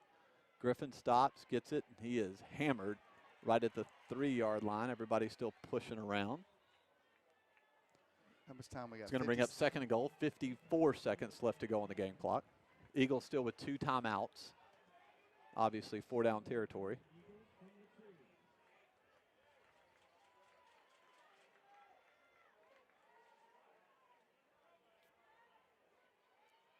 Oh, my gosh. There we go. Griffin gets it left side and Got to call timeout. nothing. Coach White's going to burn his 2nd timeout. So you can see right here on the replay, as we talked about, Whitehaven's defensive line is ginormous, is the word that you like to use. Jeff, I know you're right there close to the coaches. Obviously, they have one more timeout, 26 seconds left to go before halftime. So any idea what Coach Wells and Coach White were talking to the guys about right before the timeout? I don't think Jeff can hear us. Say that again, Scott. Yeah, no, I was going to say, I saw you right there with the guys, and so right before when they called that timeout, anything, did you hear what Coach Wells and Coach White were telling the guys to look for, especially on this play? I did not hear what they were saying, but gosh, Landon sure is making really good decisions with the ball, isn't he? He is. He's just dialed in. I did not hear what they were saying on the on this play, but it sure seems like we've been in this situation before the last 3 games, hadn't we? We have. Jeff, you'll learn the ESPN rule. If you didn't hear it, just make it up. Yeah, Nobody knows. So 3rd and goal, 26 seconds left to go before half. Ball at the 3-yard line. Wells is going to go to the air, throws it up in the corner. That's. He had to get rid of it really fast. Yep, that was to Crop. It's incomplete. Now it's going to bring up 4th and goal, and are we going to kick a field goal? I think we are. Yep. You know, we've had a hard time getting them 1 and 2 yards. They're so big up front. Field goal's a good choice. Get some points on the board. We get the ball 2nd half. Stick around at halftime for the performance by the dance team. World champion dance team. Clark to hold, Lasser to kick. This is from 20.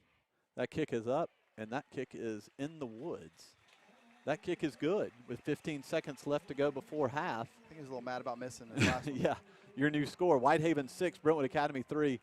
Matt, you kind of said it. At least they came away with some points, right? Yes, I mean, you got to get points on the board. In a game like this, we're just struggling to get in the end zone the last couple weeks, so you got to get points on the board, and we'll break open here. The guys are getting open. Landon's staying there. I mean, guy came free. Landon waited, let him hit him in the face when he let that last one go. So, I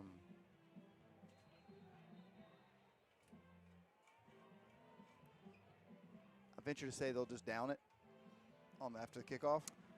Well, I venture to say that we usually go over-under here, so I'll play this game with you 9 yards deep. You going to take the over or the under?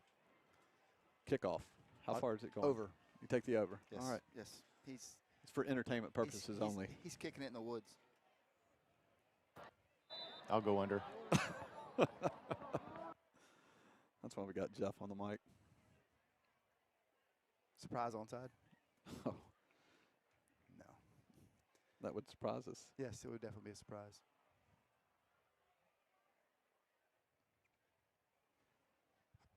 He's going to kick it to Joe Taylor down there. Oh, looks like we have a winner in Jeff Wilson tonight. That was 7 yards. Yes. Jeff Wilson up 1 hot dog to nothing over Matt McIntyre. That's what their purpose was. As Laster, though, I mean, he absolutely. It's a huge. We've talked about it. What a great weapon to have, right? I mean, how many times in high school do guys kick it in the end zone every single time? Yeah. How many times in college? That's a good point. Yeah. I mean, it's a weapon. I mean, I could play on the kickoff team. Yeah. You might pull something running out there. You think? I'm not sure I can get in the pants.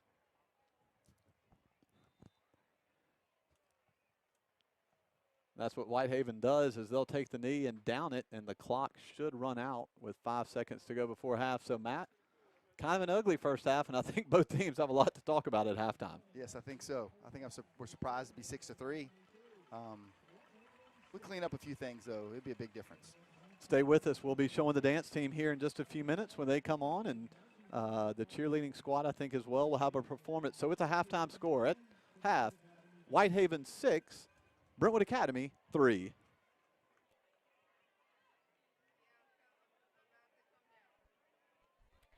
Hey guys, I'm here with senior receiver number 3, Graham Smithson.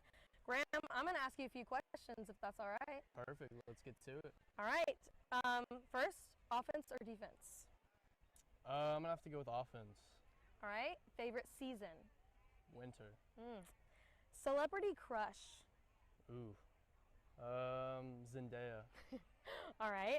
Who's the funniest player on the football team? Definitely got to go with Christopher Messer. Awesome. And do you have any hidden talents? I can jump rope Ooh. with one leg, so I don't really know. I mean, that's pretty cool. Yeah. All right, Graham. So 2 years ago, you broke your collarbone in the season, and you were out pretty much the whole season. Yeah. How's it been bouncing back from that? Well, in the moment, it was tough, you know, knowing that your season was going to be over, but really just have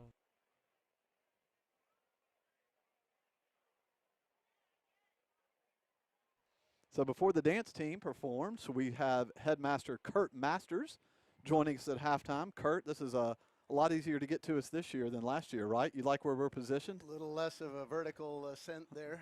Needed some climbing ropes last time I came up to join you. Exactly. So we are thankful you're here. I know everybody, number one, was excited just to see everybody here for the first game. Obviously, school started a few weeks ago. Isn't it nice to kind of see full stands and people out here? It's been spectacular to see the way the community comes together given the opportunity, and we're grateful to be here and be healthy. And I know there's a lot of challenges around, and just thankful to be at a place where the precautions and everything people are doing to be sensible and safe are paying off. So talk a little bit about the start of the year and just kind of some of the goals, expectations, maybe the memory verse I know that the seniors talk about and get to do a retreat every year, and I know that's a special time for everybody. So maybe kind of filling in everybody on all the new things that are happening. You know, the seniors graduate and we think how we're going to replace that bunch, and then the next group steps up and takes on the responsibility for leadership.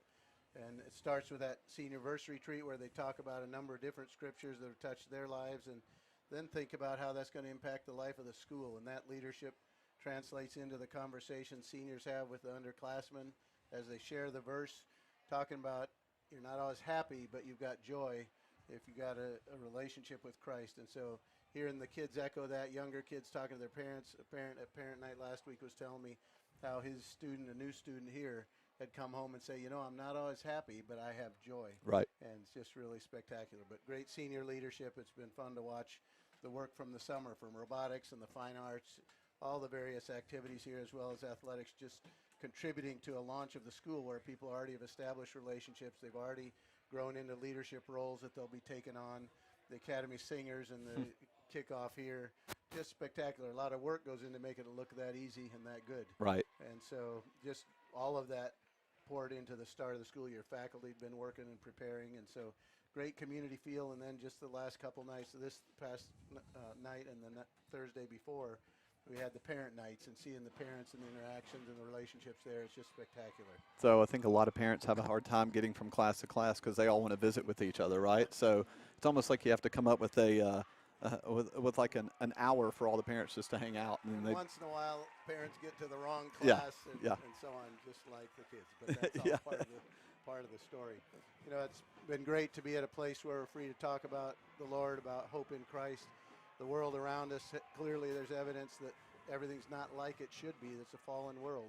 But we're able to really see that in the perspective of God at work and God continuing to redeem us and call us toward himself, and that God has a purpose to lift up Christ. And that's happening in parts of the world where people are facing enormous persecution and terrible times, as well as in places where we enjoy the freedoms that we have today. Well, and as the Whitehaven band is performing here, we'll kind of end it with this.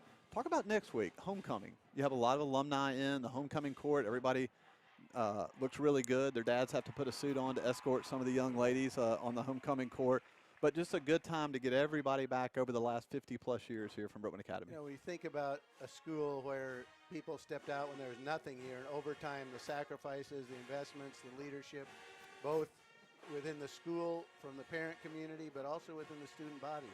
And to see the traditions have started out throughout those years of senior cross-country girls caring for the younger kids, the way older students in the athletics and the arts bring younger kids along and encourage them, and just the tone that's set as leadership is seen in growing people through contributing what you can, not getting what you can. And it's just been wonderful. So alumni coming back in, we're looking forward to seeing them again. We have alumni spread all over the country, of course, and some are able to travel, some not, but we're just grateful for the traditions that they've established and the sacrifices that others made before us to give us the opportunity we enjoy today. So, well, that we'll let you go out amongst the people anymore, but we appreciate what year is this for you here at Brentwood Academy? 22. 22. So it's amazing after, if I'm not mistaken, 52nd year? Mr. Brown was 30 and you were 22, so there's 31. And 31. So, yeah. You know, in one sense, I'm still the new guy. Yeah, exactly. But Bill Brown still lives on the corner here, Yep. still comes to a prayer meeting with and a Bible study with what we call the wise guys. Yep. And he's the youngest one there. But it's a blessing to have him here and to see the impact of his faithfulness over the years. Yep. So you see him at quite a few games. He may be across the way. We're looking down at Coach Flatt coming out the stairwell. So just a lot of people coming back, and it's always fun. And more than anything, it's great to see the kids and just everybody out here in the environment. So, well, Kurt, thanks. We'll watch the Whitehaven band and look forward to the Brentwood Academy dance performance. Appreciate it. All right. Thanks, Kurt.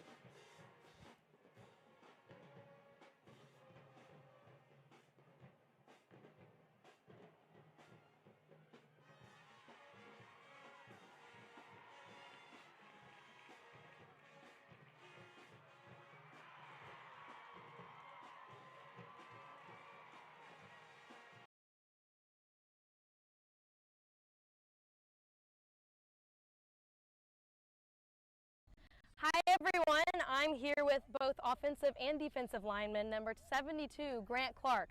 Grant, I'm going to ask you a few questions to get you started. You happy? You ready to go? Let's go. All right, let's do it. Favorite dining hall item? I'd have to say I'm a big parfait guy. I really like the yogurt parfaits. Those are really good. It's amazing. Who's your celebrity crush? Let's go with Ariana Grande. Ooh, that's a good one. Why did you start playing football in the first place?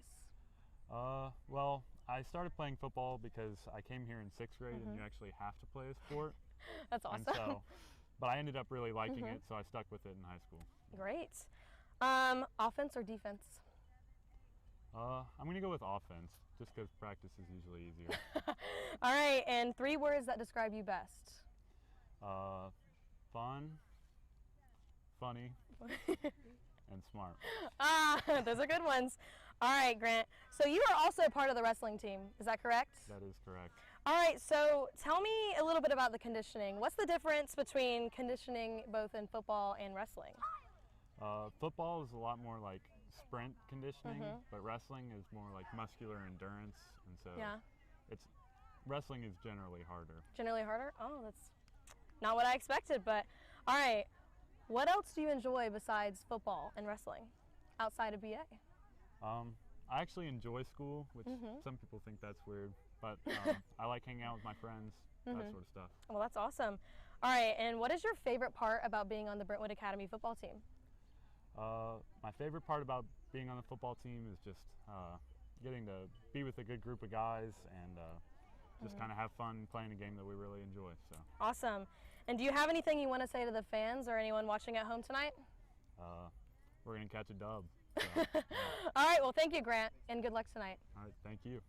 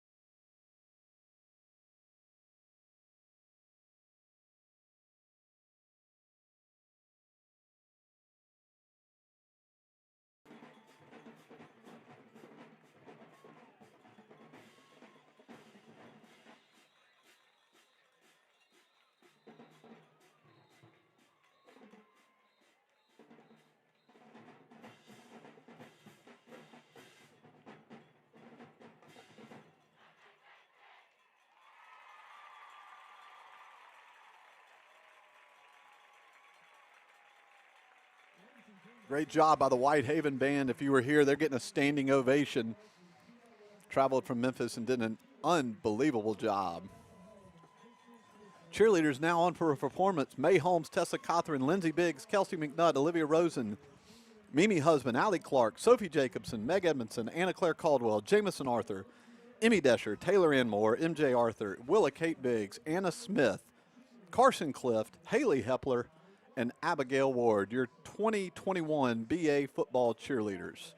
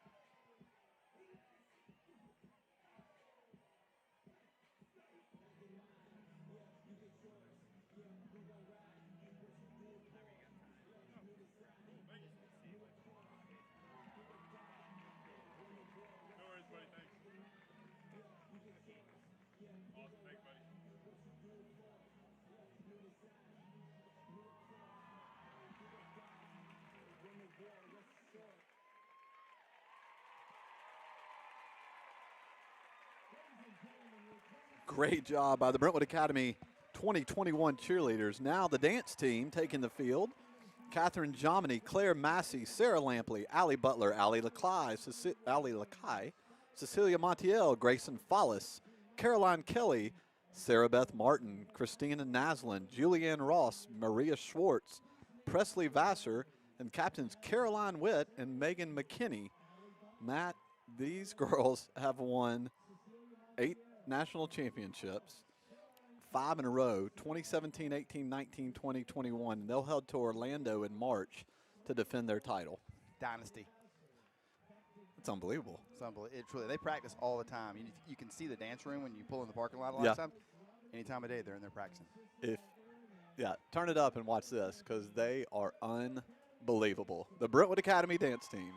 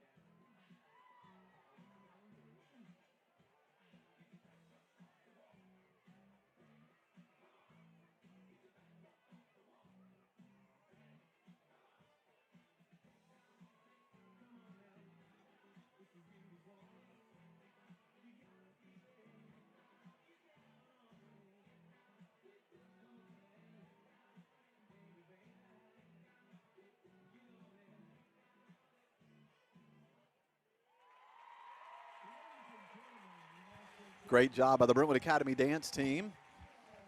We've got Jeff Wilson down on the sidelines. I know Jeff had a chance to talk to Coach White. Hopefully he'll grab him here right before the second half. They're down there about the 25-yard line. So, Jeff, we'll throw it to you whenever you're ready with Coach White. Go ahead.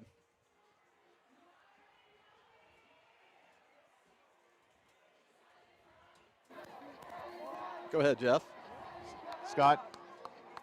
Yep, go ahead.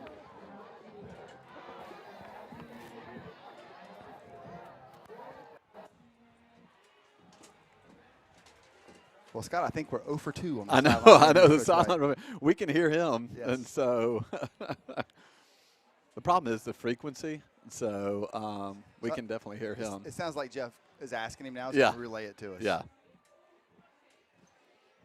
So we'll get that fixed eventually. So I think he was a little too far out of range, maybe.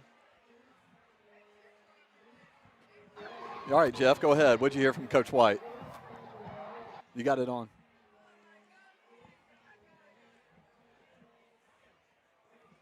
Well, Scott, I happened to see a couple of the coaches go back up the box, and I said, hey, what we got to do? And they said, we got to just not make mistakes. Yeah. We got to do what we're told, execute.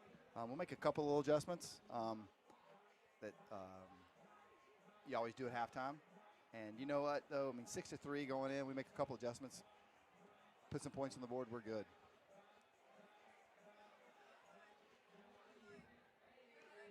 Jeff, I know you had a chance to talk to Coach White. What did he say to you? Yeah, I talked to Coach White, and obviously a defensive battle the first half.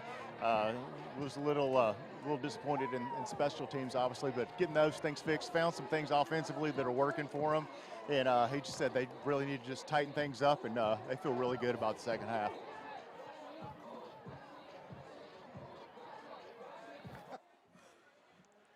So Brentwood Academy set to receive the second half kickoff from Whitehaven. Well, Scott, we got 2 quarters here to make some adjustments. I mean, we keep talking about how big they are, but we execute, we're fine. Right.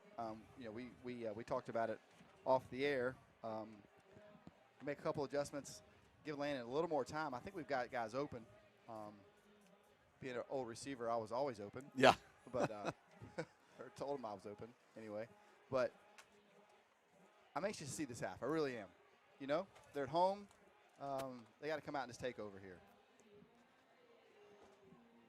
which is what Brentwood Academy teams usually do. So I'm excited to see it. So a great performance by the Whitehaven Tiger Band and Brentwood Academy cheer squad and the dance team.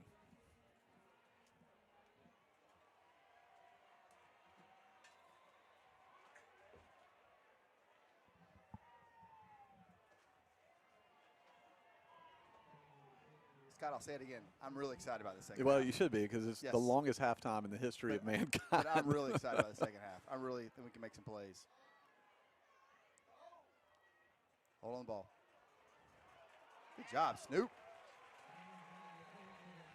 There's a senior fighting. Good job by Brentwood Academy. They'll have great field position to start the second half.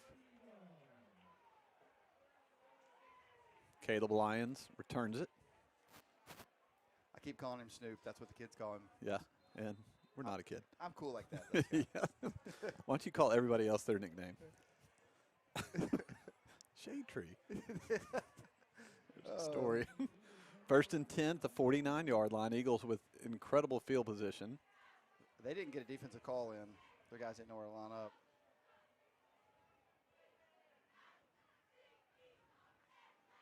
Eagles will stay on the ground. Griffin takes it.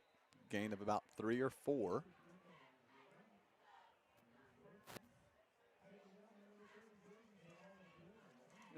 Scott, our line really fired off the ball and was attacking their men. I mean, Davis Green, I was impressed. We got 3 yards, but still, I mean. Simmons, Wells, and the Weber brothers at the tackle, and Davis Green at center. And Landon Wells keeps that one. 40, 35, makes a move. 30 for a Johnson's Grill down. Johnson's Grill first down inside the 30, and that right there is what you want to see. It's more just north-south, right? Quit dancing. Yeah, he took off upfield, just straight upfield. Had one guy to make miss. He thought he had him. Great play, great play. That's what we need. Positive yards, positive yards, positive yards. We've gotten close to the end zone a lot the last few weeks. We need to get in the end zone right here. Actually, Brentwood Academy the last 2 weeks, I don't think has scored a point in the second half. Well, we're getting ready to change that. Wells stops. He's going to throw it up. Ian Scott. Touchdown, Eagles. 1:06 into the third quarter, and Brentwood Academy takes it 3 plays, 51 yards, and the Eagles convert from 28 yards. Wells to Scott, and that was a perfect strike. Great catch by Ian Scott. Scott, he absolutely got killed when he let go of that ball. Both ends absolutely killed him. Great throw, great catch. Got in the end zone. I just can't tell you how tough that kid is at throwing the ball. He has gotten hit a couple of times and has done a great job. I mean, he's getting it right in the face. Great play. You know what? Coming out of the halftime, got the ball back. That's why that 3 points for half mattered. Yep. Drive right down the middle of the field, put one in the end zone in what? How long? Minute 7. Minute 7. I'm slow at math. Kick is up, and it's good with 10:53 left to go in the third. Your new score, Brentwood Academy 10, Whitehaven 6.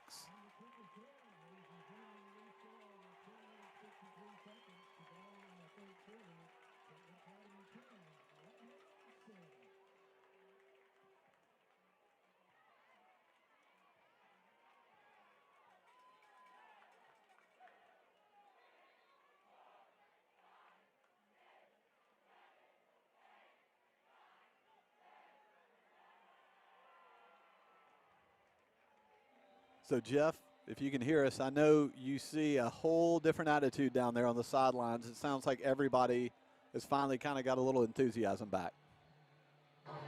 They really did. I mean, just like Cody was talking about, some things are there, and that's certainly been there all night. But the thing that really gets everybody pumped up is when you score and you've got Mr. Masters getting the oh yeah, and that gets everything going, truly.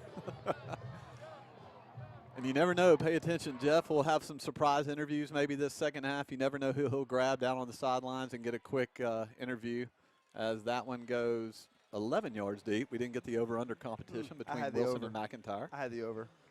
So while we have a little time, go ahead, Jeff.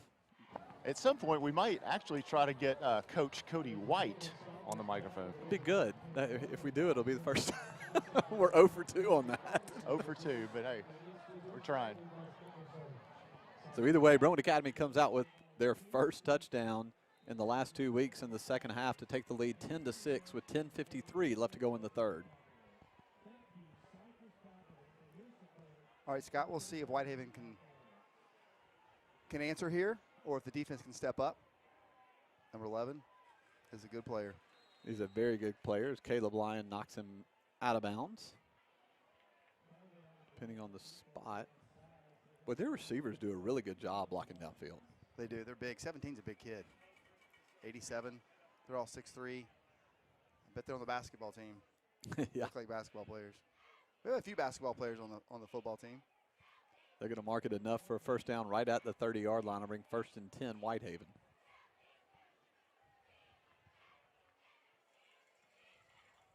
Oh! Could hear our coaches ahead. That's why they put him at defensive back, right? Well, I think he wasn't expecting it. Yeah. That's one, give him a little defense. He wasn't expecting it. But Snoop would have definitely, he's doing his push-ups. So guys, in practice, if you miss an interception or you miss a pass, you have to do push-ups. So he just did his push-ups on the field. 2nd and 10. You might have to do extra push-ups in practice because of that. Snoop's a good kid. Quarterback, I thought he's going to keep it. Ball. Good job by Reggie Reed again. And you see Matt, Reggie is just playing really hard. Oh, we got a little scuffle. Well, it cleared up quick. I think they were asking each other maybe the homecoming dance next week or, Scott, they're not allowed to ask anymore. They have to make a sign.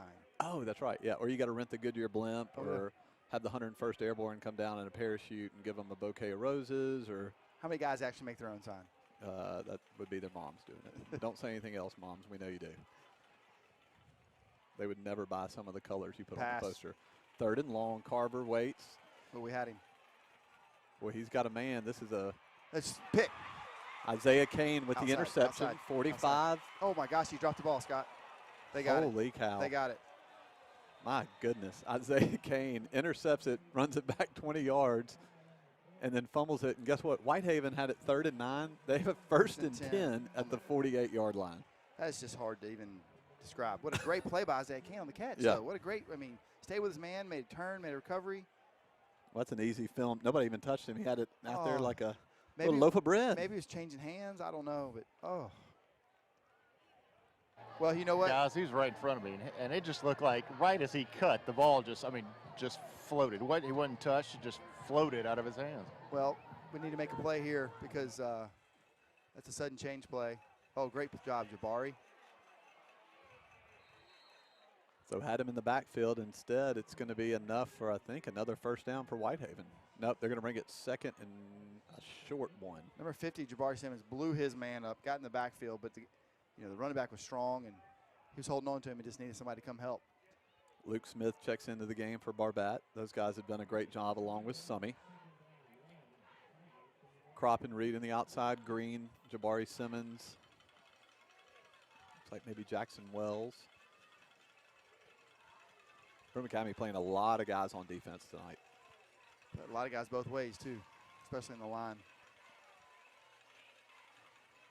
2nd and a short one, and that's going to be an easy 5, maybe 6 inside the 40. Just a wholesale change here on defense. Number 16, Campbell Smith, Lincoln Ahold, Hank Weber all check in for the Eagles. And Deuce, 55. Deuce Hereford also. Wells, Simmons, and Green come out, get a break. You know what, though, Scott? It's nice to look up and see us up 10-6. Yeah. Oh, good job, Deuce. Great job by the inside, the defensive line. Deuce Hereford, the first guy there. Oh, Deuce let us know about it, too. I mean, if you can see on the replay. Yeah, everybody saw it. Good job, Deuce. So Whitehaven has it after the interception. Yeah. Guys, that offensive line just doesn't seem to be getting quite the push the second half as they did the first half. Well, we talked about it. Brentwood Academy and able to move a lot of guys in and out on the defensive line, and hopefully that'll carry over, especially here in the second half. They're going to fight for a gain of 3, maybe 4. Summy, one of the first guys there. Jeff, I know you're down there. Number 67 for those guys is a monster. How big is that guy? Can you see? If he's not 6'7", 340, my goodness, he's huge. And the thing is, the guy right next to him, 70, he'd be the biggest guy on anybody else's team, and he's not. There's some big guys.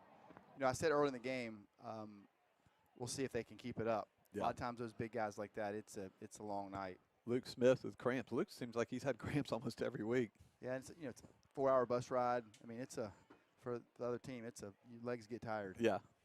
Now, he did cramp up the last 2 weeks. Yeah.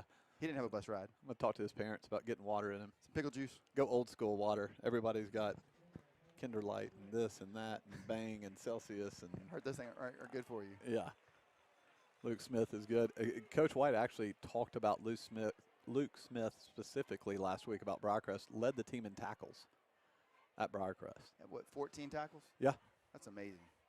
I'm not sure I had 14 tackles on my career. You didn't. Scott, yes. You didn't. You did a good job of pushing them out of bounds. So we're playing Guess the Eagle. If you have any ideas, just let us know. We found out at halftime and got confirmation. So we'll let you know here at the end of the third quarter who it is. It's kind of a surprise Eagle. Hasn't done it. This is his first game to do it. There's a hint. Oh, he said he. Mm-hmm. He's small. Going out to the right side. Deuce. Couple missed tackles. Helmet flies off. Good job, Deuce. Good job by the Brentwood Academy defense. It'll bring up third and about 5. Deuce is coming off the field excited. You like to see excitement. Look at that. It's good to get somebody over here show a little bit of excitement. He's like, where's the water? You can tell he's like, look at him. You know what? He helped the kid up first before he ran off the field. I'm sure he said nice things. So 4th and 7. Snap. Pass. There had to be a flag. There wasn't. Carver waits. He's got a man wide open. Let's call it. No He's catch. out of bounds. Wow. Wow. Wide open. Scott, what do they say? You'd rather be lucky than good. Oh, man. If you don't take heart medication, you may want to this year. 1st and 10, Brentwood Academy. Well, Scott, we got a little lucky right there. Well, and that drive was continued. Like we said, we had the turnover, right? Well, that's true. And they got it after Kane unfortunately fumbled it. Kind of held on to it for a little bit. Last possession, Brentwood Academy had the ball 3 plays, went 51 yards, 28-yard strike. Wells to Ian Scott to take the 10-6 lead.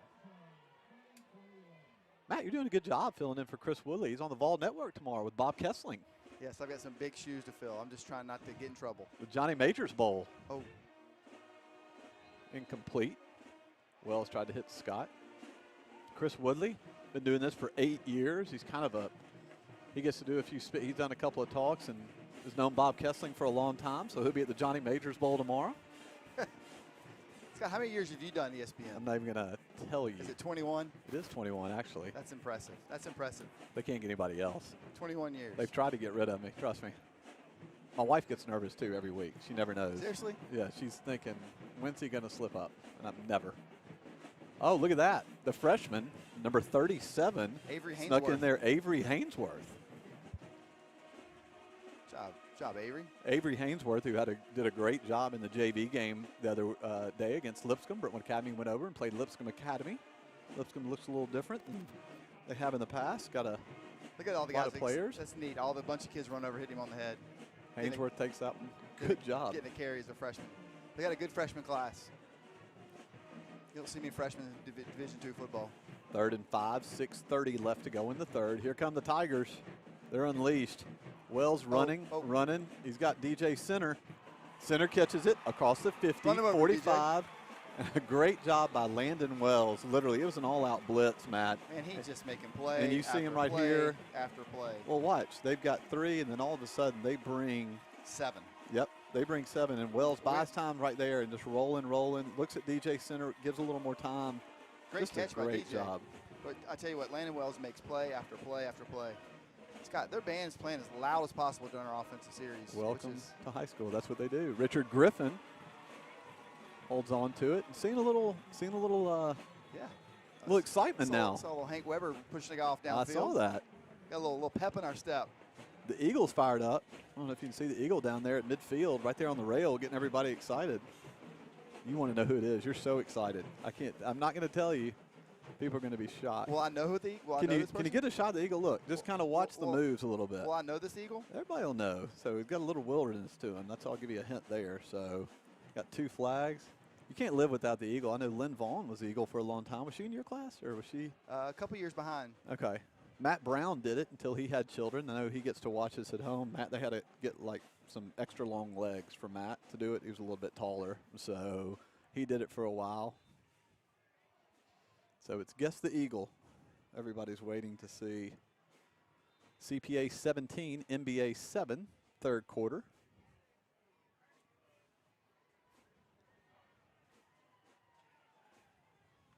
Scott. Yes, Matt. I'm really impressed how we're making plays when we have to. I mean, Landon's running out, throws the ball. DJ makes a great catch. Guy goes for the ball. Then he runs it upfield. He's going post. He's got Graham Smithson. Oh. Incomplete. Good play on defense right there. Smithson had him. Number 1 can run. Yep. Number 1 ran him down. And I'm telling you, Graham Smithson, and you and I saw it this summer. Graham Smithson did that a lot against Brentwood High in a scrimmage, and he absolutely had 3 touchdowns. Was it against Miles Pollard from Ravenwood? Yes, put it on him. Who's going to Michigan. You know what? That play was a great play call. Great play call. Good throw. One just has speed, makeup speed. Speed makes up for a lot of sins, right?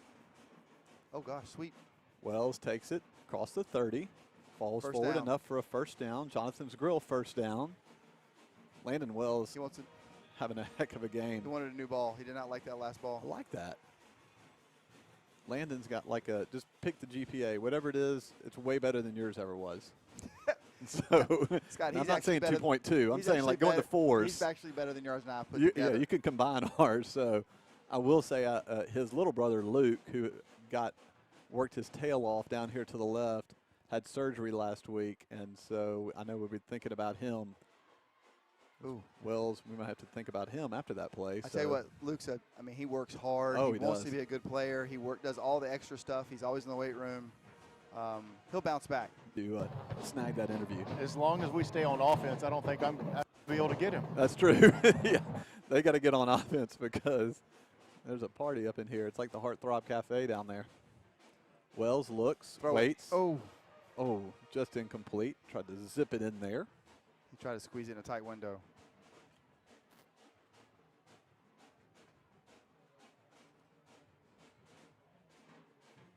Pass was to Jordan Barnes.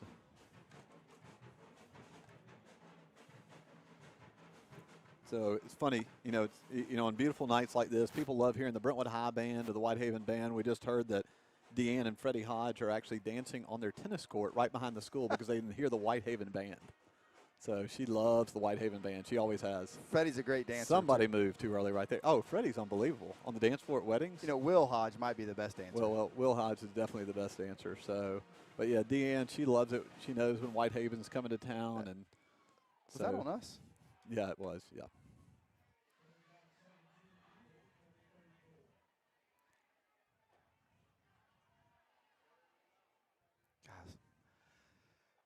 As a coordinator here, what play do you call 3rd and 17?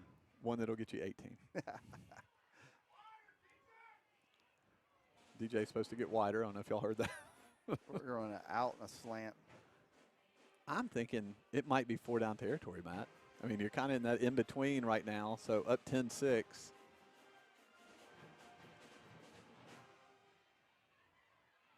Going to throw the screen to Graham Smithson. Oh, get through there, Graham.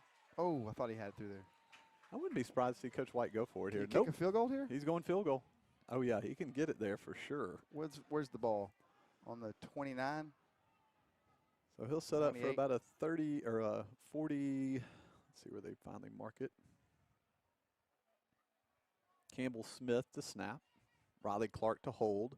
George Laster to attempt a 44-yard field goal. He definitely has a leg. Oh, the band. The band came on strong. Welcome to the real world here. Snap is down. Kick is up. There's plenty of leg.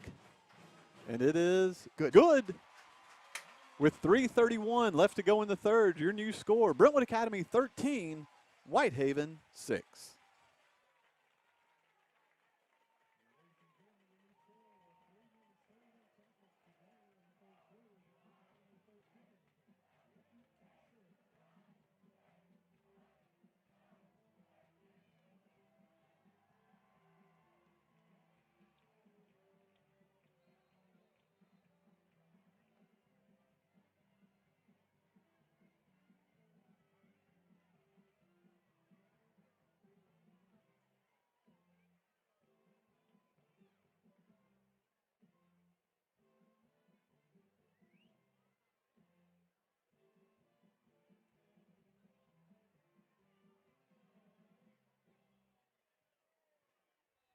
George Laster set to kick off. Jeff and Matt, you got anything for me right here? The over-under is 9.5. Over. Under. Love that y'all go opposite. That makes everything so much more entertaining. I'm hungry. I need another hot dog. Play at home if you'd like. Oh, Laster, I think Jeff is paying him there. That was only 2 yards deep. He's mad. Look at Laster. He's upset about it. No, Jeff's down there with the kickers, and that's typical Jeff. He was an all-state punter, and so he's over there saying, hey, man, I'll split the hot dog with you if you make it less than 9. Am I right, Jeff? They are Hebrew national hot dogs.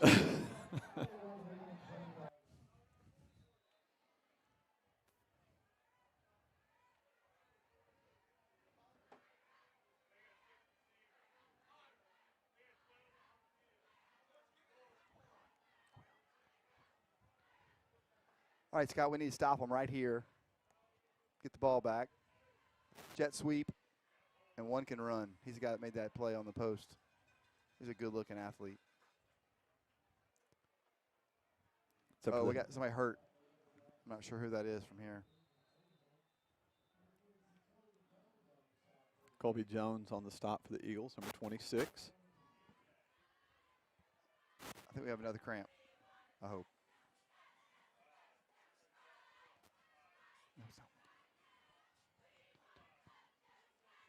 A lot of people asking, why is I think it's Reggie Reed who's getting the cramp. Everybody's asking, why is the Whitehaven band able to play when Brentwood Academy has the ball? Pretty much the rule in high school is there is no rule. So you can pretty much do whatever you want. You can't play songs over the loudspeaker. Now, the referee can give you a warning, but I'll be honest, I've never seen it. I haven't either. And they do a good job of being very loud. Yeah. But that's part. Welcome to high school, right? I mean, it's part of it. It's part of what makes it fun. And so I've got zero issue with it. Some teams will put the other band in an end zone somewhere to mitigate that. But well, and sadly, in the private school division, you don't see a lot of bands because there's not a big number of kids. Not enough students. No, but this is how every single Memphis game and Davidson County game is. Both teams have 100 people in the band, and that's what makes the environment so fun.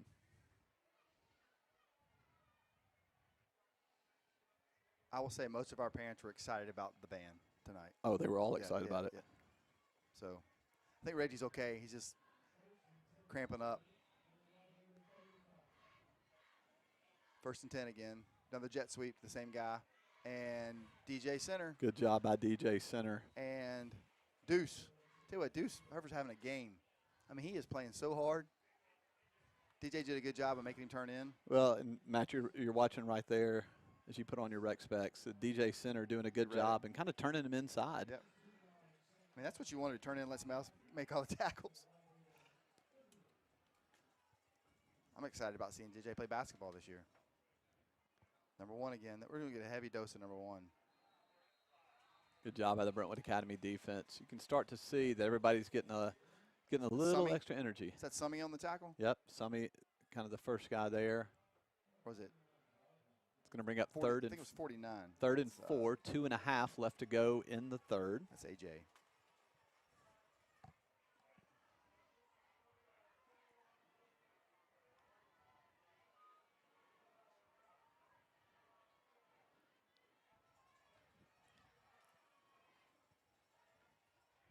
All right, make a stop right here. 3rd and 5. It says 4, but it's a long 4.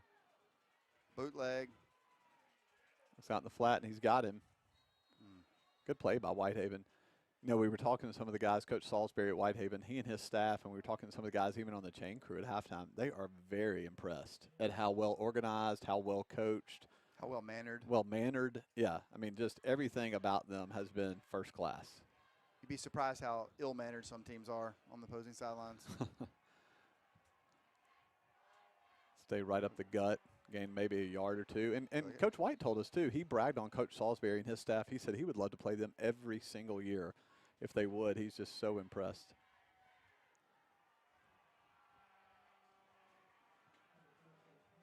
I mean, Scott, I think they only have 2 penalties. Yeah. So far this game. They're 2-1 coming into tonight. They lost to Germantown by 1, I believe, last week. They missed both their extra points. Barbat on the tackle. Good job by A.J. Barbat. Reggie Reed able to check back in. Griffin Kopp gets a break. 3rd and 5. I've said it 3 times now. Big play, but 3rd down, you got to get your defense off the field. 3rd and 5, 1 minute left to go in the third. The Eagles lead by 7. That's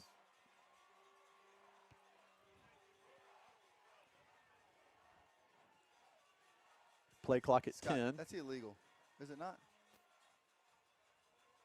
I thought so, I guess. He has to be set for a second, right? Colby Jones with a tackle, but not until a gain of about 9. I mean, I've seen a few games in my life. That's illegal. It was illegal. Yes. Everybody kind of looked and didn't know what to say as the receiver ran off and the fullback ran in. The BA coaches were a little upset on the sidelines about it. Coach Lilly. Coach White's asking the side judge, and he's like, that's not my job. I'm over here listening to y'all all night. Scott, I have to say, it's still weird for me to see the BA on the sidelines. It's different. Another boot. Oh, Reggie, he had him. Oh! That's going to be. Snoop was there. He was. Caleb Lyons, number 1. Need to do some more push-ups, Snoop. Let's see. Carver's just so athletic. Oh, great play. My. Great play by Caleb. Great play. What we got here? They're stopping the clock. Caleb's hurt. Yep. Number 27, Brax Belleville will check in for him. I think he's got a stinger or something, or a finger or something. Clock will run. Makes you see Brax play in there. Should be the final play, and it is. That'll be the final play of the third quarter. At the end of 3, your score, Brentwood Academy 13, Whitehaven 6.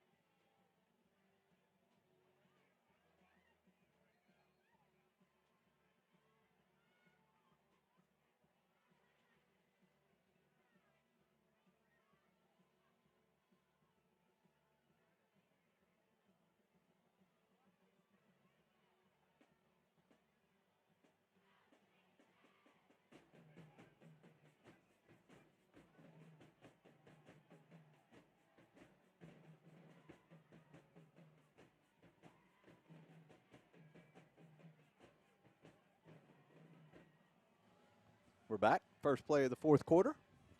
2nd and 10. Glad we can have you all joining us. Scott Holmes, Matt McIntyre, Chris Woodley on assignment in East Tennessee with the Vol Network. 11 a.m. Central Time, 12 Eastern kickoff. Tennessee fans so excited at 1-0. Johnny Majors Bowl tomorrow. Then they play, somebody's going to text me, I can't remember. Then they head down to Florida.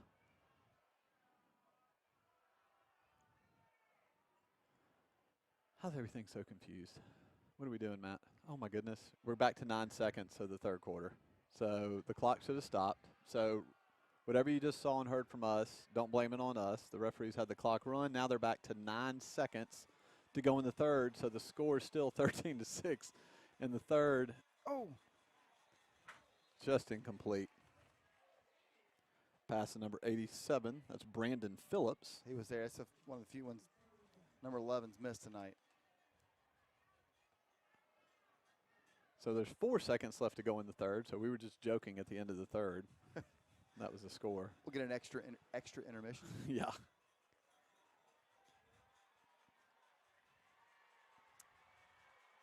Crowd's being good here, Scott. Look at this. Rare for a BA crowd to be screaming. Carver waits. Good job, Reggie. Nope. And Reggie Reed, the first guy there. And Davis Green. Davis Green also there with him. Look at Davis. Good job, Davis. Davis kind of undersized in there, and Coach White talked about it in the beginning of the year. He's one of those guys that just stuck with it, and has continued to get better and better. Now is playing a ton on both sides of the football, and that will finally be the final play of the third. So now, officially, at the end of the third quarter, your score, it's still Brentwood Academy 13, Whitehaven 6.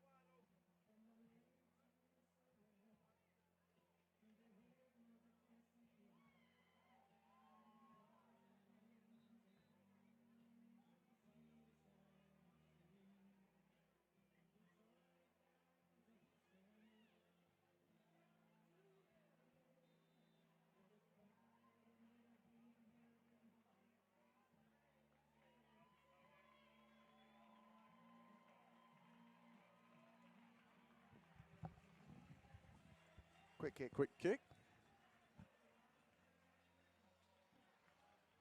Got Lee Greenwood going on. Proud to be an American. So everybody's standing up. Kind of. That's pretty neat. So Lee Greenwood, proud to be an American, went on during the fourth quarter. Next game next week, homecoming, September the 17th. St. Benedict of Auburn at Auburndale comes to town. Might be one of the loudest cheers of the night. Old Lee Greenwood. Everybody, there's like, that's awesome.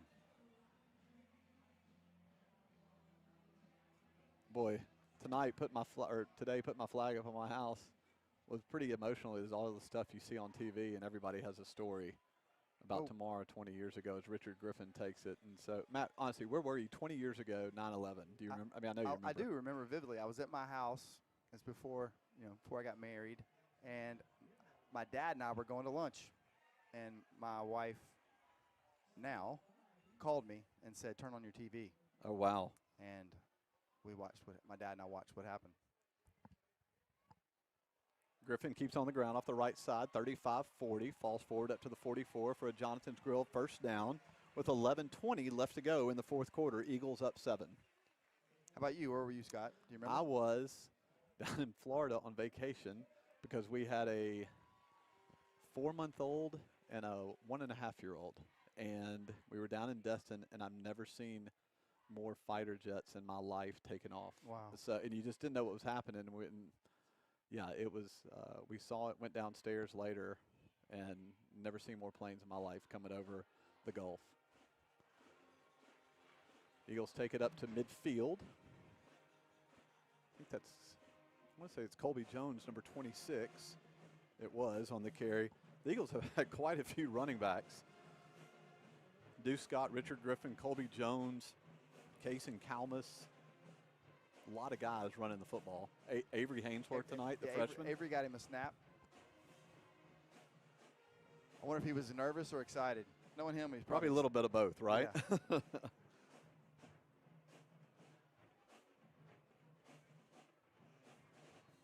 Eagles just keeping on the ground, grinding out a few yards. Let's give credit to Jake and Hank Weber, Davis Green, Jabari Simmons, Jackson Wells. So Coach Wells has been getting after him a little bit. Coach White not happy about this penalty. He's upset with officials. Not happy about that one. They ran two guys off the sidelines and snapped the ball with Yeah. immediately, and then we get a delay. We get a illegal motion. A lot of you are asking. The Eagle, after this play, we'll zoom in on the Eagle and we'll tell you who it was. We got a few correct guesses, so we'll run this play, and you'll probably be able to see it once we tell you.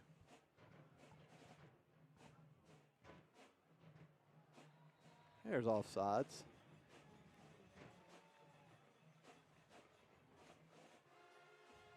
Hey, replay. All our guys are laughing. He must have said something when he jumped off sides because they all started laughing. The replay, the sideline reporting by Jeff Wilson, the Cypress Capital Sideline Report. What an unbelievable new start to 2021. Everybody needs a new start, and we definitely needed one. So Matt McIntyre coming in, former three-time All-State, Western Kentucky second team, all 1AA wide receiver. Was it second team? You know, I love coming here. You get better every time you come up here with Scott. Ian Scott with the reception for another Jonathan's Grill first down. You know what? Good quick throw.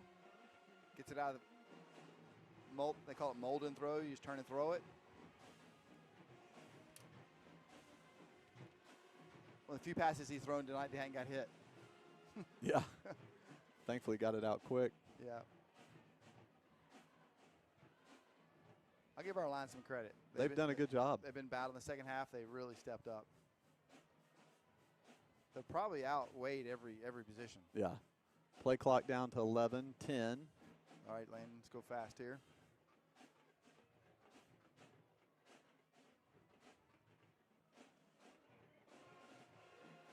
Good job, I think, again, Colby Jones. Good job, Colby. Good job by the offensive line, giving a little crease and just being patient and waiting for it. I mean, the clock's our friend here, so let's take your time. I think we'll lull them in here and take a shot. I wouldn't throw it at one, though.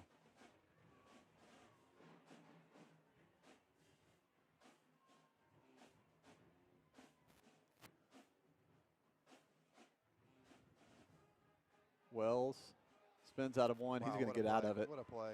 Makes a move. What a play. Good night. Wow. Runs out of bounds enough for a first down, and Landon Wells does it all himself. You see right here on the replay, this is all Landon Wells. Let's count how many guys he made miss. So there's one. One. Two. Three. Three. My goodness, that looked like a little homecoming dance right there. I'm going to show my age here. He reminds me of Doug Flutie. Oh, gosh, you are showing your age. He's got a little more wiggle than Doug Flutie. Yeah, he does. Size-wise, maybe the same, but. Just the way he does his shoulders. Yeah. Just some ridiculous moves he's putting on these guys down here. It's kind of like Dancing with the Stars. That's what he reminds me of. I know Jeff, big Dancing with the Stars guy. Richard Griffin takes that one. He's going to get maybe a yard. See if we can zoom in on the Eagle real quick. I don't know if we can get a shot of the Eagle. So the ones that text me on the Eagle, and y'all won't believe this, it's Coach Carr. Coach Jimmy Carr is the Eagle this week. No, it's not. Yes. He said he wanted to do it. He said he wanted to do it. And so Coach Jimmy Carr is the Eagle this week. So when you see him. I love Coach Carr. He said he would do it, and nobody has any idea. That's the best part. That is amazing. You know, I see it now. The way he's moving his arms. Yeah, look at his arms. Look at him. Yeah, that's Coach Carr. Carr. That's a big Coach Carr move. So, yeah. Well, we kind of asked him before the game why he was here so early and drinking so much water. And he said, "Well, I'm going to be the Eagle tonight." Get down. Get down. There you go. Going to come up about a. Go ahead, Jeff. Hey, I was thinking about interviewing the Eagle down here, but I'm not quite sure if the Eagle can talk. Oh, that's Yes, true. they're not allowed to Yeah. talk. That's like asking the mascot to talk. So yeah, we don't want to get Coach Carr in trouble. Well, we've already given away who it is, but yeah. Find out next week. I think there might be an alum who might do it next week. I'm not sure who. Could be anybody. 6:50 left to go in the game. Eagles lead by 7. Third and short, 6:50. Let's do it right here. Ball's on the 20. You got 4 seconds.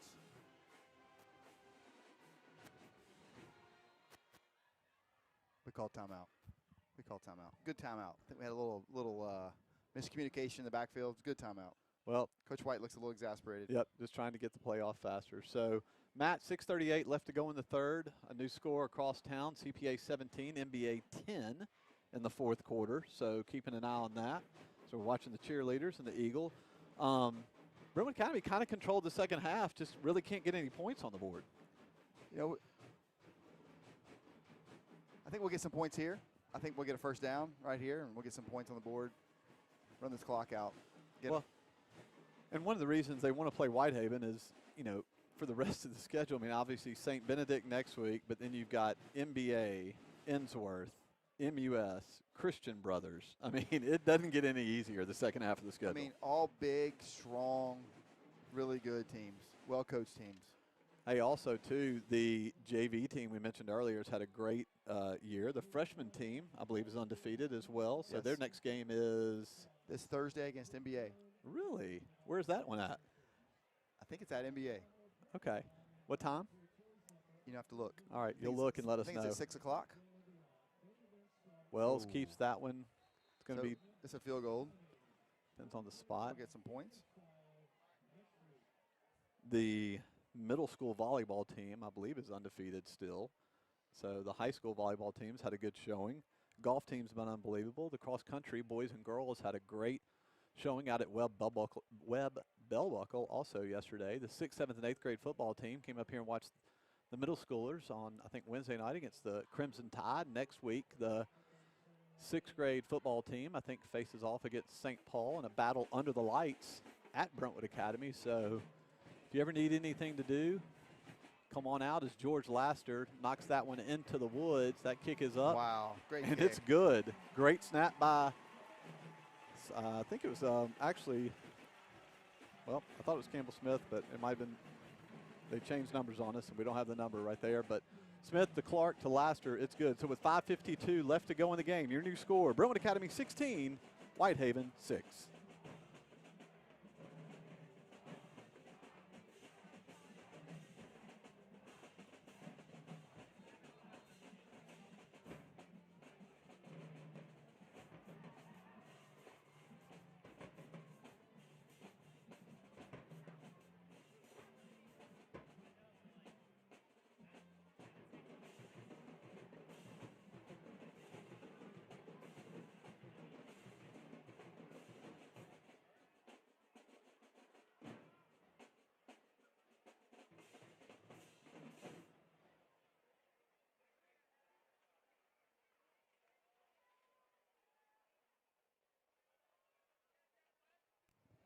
George Laster set to kick off. Over-under is 7 yards deep into the end zone.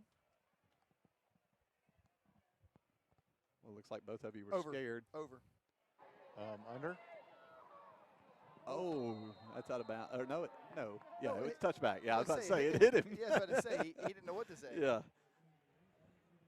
He's going to try to call it out of bounds at first, I think.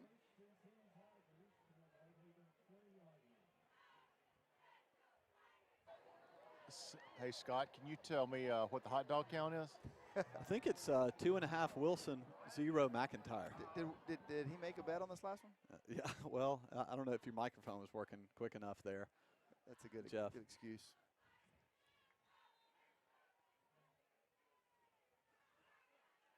Let us know anybody we should interview down there. Jeff's wide open to do whatever. You know, who knows? You never know. He may sit on the bench towards the end of the game and interview one of the players.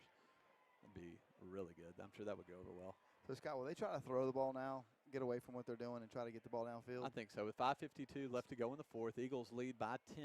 So it's time to catch one of these interceptions. They're empty backfield, the quick screen. Deuce fired off the ball, 55. Hank Weber was in the backfield instantly. You know what? Yep. Being ahead sometimes gives you a little more energy, doesn't it? Yeah. Oh, yeah.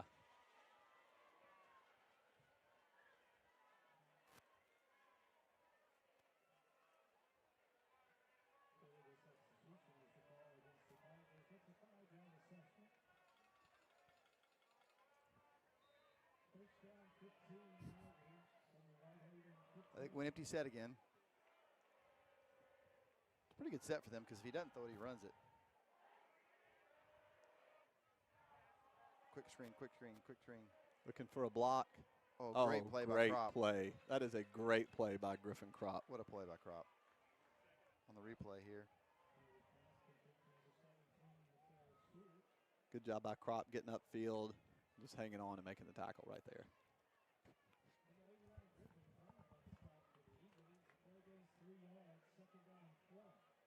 Play gains 3. It'll be 2nd and 12 after the penalty. To the outside. Good job by Graham Smithson and Reggie Reed just to keep him in front. Right, Matt? You're up 10. There's really no reason to make any. Not at all. Not at all. Just make the plays. Scott, you know we mentioned Griffin Crop. His grandparents are probably watching. If they're not here, they're watching. But Coach Crop was a legendary high school football coach. Yep. Then college football coach, and then athletic director at Kentucky for years. Great family. That's their grandparents. They're going deep. Weber trying to get there. Oh, Hank. Oh, my. Carver, what a move. He's looking. He's going to end up having to run. Nope, throws it. That was a great play, Matt, just to get away from, He just ran 64 yards. Look at this. Escapes Weber, which is hard to do. Deuce Hereford's like, oh. And then Crop had him, and then he just – then Luke Wells lit him up on the sidelines. Wow, what a play by that kid. He has some escapability. Yes, he does. Can't spell it. Can't coach it. No. Fourth down right here, Scott. Oh, my gosh. Caught, and it's enough for a first down. That's a really good play by the quarterback. We had him covered. Carver to Donnell Frazier. Griffin had him. Everybody had him. It was just, just a better play. They just made a play. We had everybody covered. Just made a play. Sometimes you got to just do that. Davis Green checks back in. Hank comes out. Hank's probably tired from chasing him. Yeah. They're going to throw it again. They're going to go deep. Boy, that's got to be picked. Yes. And it is. About time. Go back to the other side. Oh, smart. Isaiah Kane. Oh! Don't fight. Don't fight. Don't fight. Don't fight. Oh, golly. Why are guys coming off the sideline? Don't fight. We're changing offensive defense. Good Lord. Get off. We got a penalty from off sideline. Yeah. That's just. Isaiah Kane gets it, slides down, and then he got body slammed. Body slam for sure. He's okay. He's dancing around, but still he got body slammed. Let's watch the replay. Great play. He's down. Oh, good night. Well, everybody running out there. So they have to get a penalty for that. So we'll see what happens.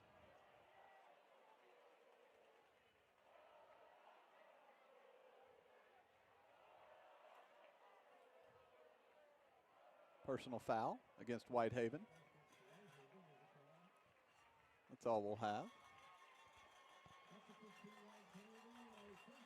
Yeah. And so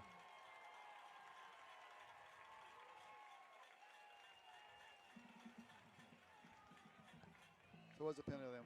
I don't think we got a penalty because of change of possession. So I just hate to watch film. 4:06 left to go in the fourth. CPA 24, NBA 10.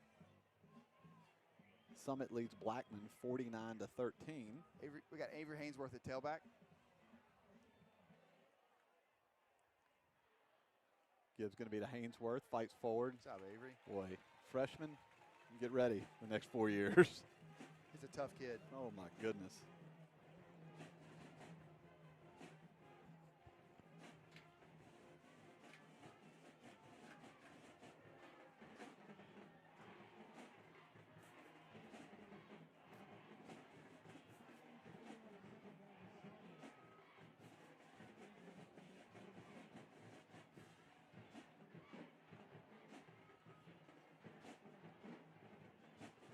Play clock down to 10.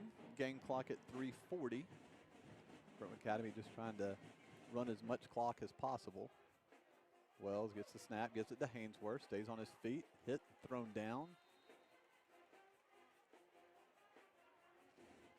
Number 27, Javante Mackey with the tackle. I think our guys have a hard time hearing the plays because of the band. Like we said, I don't think anybody else in Division II does that. And then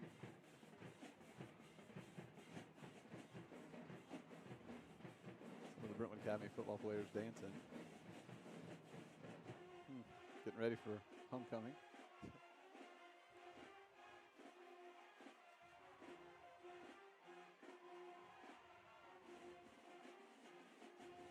Hainsworth again. Avery Hainsworth does a good job just hanging on to the football. Yeah, they're going to be trying to strip him.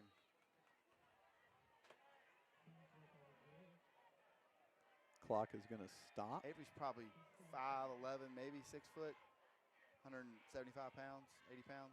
Tough kid. Whitehaven will take a timeout with 2:39 left to go, and the Eagles lead by 10, and we'll take it with them.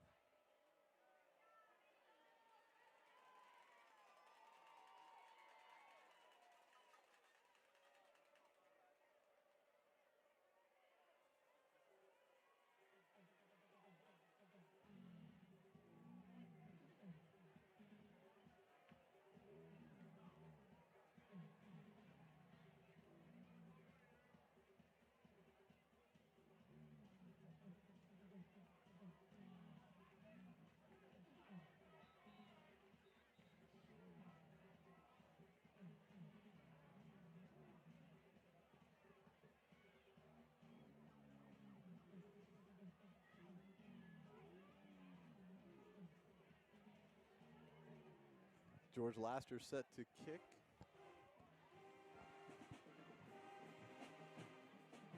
Looks like he's going to set up for a 44-yard field goal.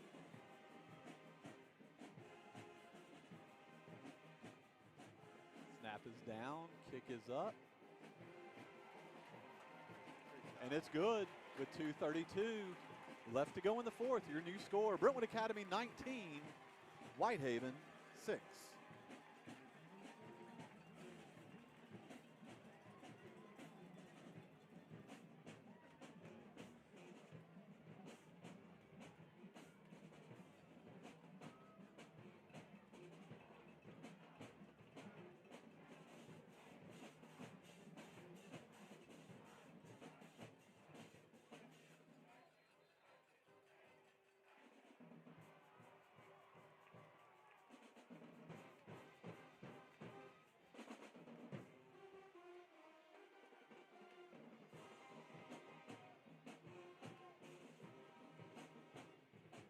All right, Matt and Jeff, I'm going to give you all a little more time.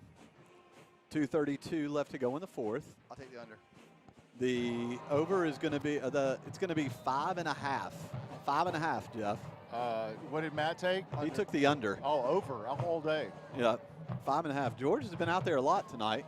Kickoffs, field goals. I think I'm over so far on that. Yeah, you are. You owe him at least 2.5 hot dogs.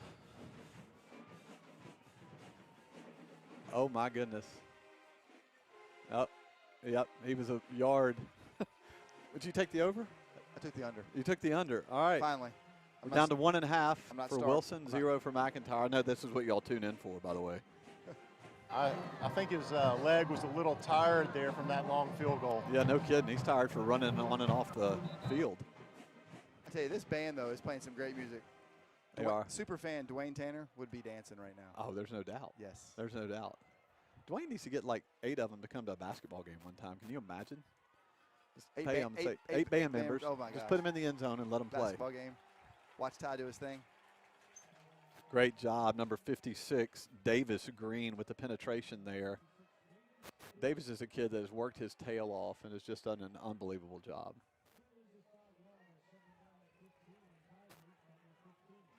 It's a 5-yard loss. Whistle. Looks like it's going to go against Whitehaven. Let's see. Yep, illegal procedure. They'll back it up 5. I know you're never in the stands. We do have a mom that has a megaphone. Do you really? Where? It's fantastic. It's electric, and she yells on it all the time, and she plays a siren in between plays. Now you're wondering why I'm never in the stands. Yes, it's fantastic. Where is it? I haven't even seen it or heard it. We're in our little eagle's nest here, down here in the press box.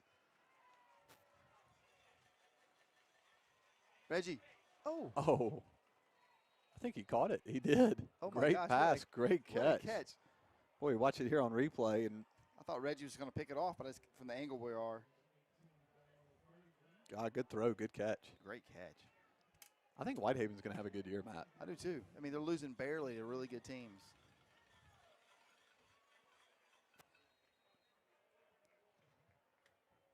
We got people now that want Jeff Wilson's position. We should auction off, be a sideline reporter for a game. You know what? They got big shoes to fill. Oh, my gosh. I mean, first game. They might be able to learn how to use a microphone. I know, yeah. Jeff, how do you feel down there? First game jitters are kind of done. I mean, after this play, you can kind of tell us kind of your report as Whitehaven keeps it on the ground, enough for a first down after 4th and 1. Yeah, first game jitters out of the way. We didn't get a penalty on that. We did not get a penalty on the sideline warning, so that was good. That is good. Other than the debacle with actually talking to Coach White, I think it may have gone pretty well. We'll tell him it went great. Okay, sounds good. Tigers are going to try to go deep. Throw it to the back judge, just incomplete. Hey, Jeff, you always get better between your first and second game. That's most improvement. Yeah, I'm standing down here. Coach Kalmus has come down from the press box up there, and he's critiquing me right now, giving me some pointers. After this, why don't you ask Coach Kalmus a question? So 1:12 left to go in the game. Let me see if I can think of something. All right, yeah, think maybe of I something. should get his thoughts on Oklahoma and the Go SEC. Red River What do rivalry. you Yeah, think? the Oklahoma and the SEC. That'd be a good one. 2nd and 10, just kind of throw it out. Oh. Play defensive back, knock it down, bring up 3rd down.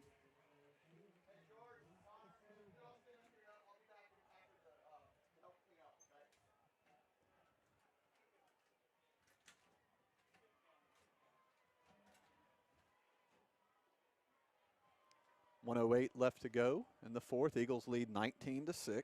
3rd and 10. Stop here, game's over. Oh. Carver waits, throws it across, just incomplete.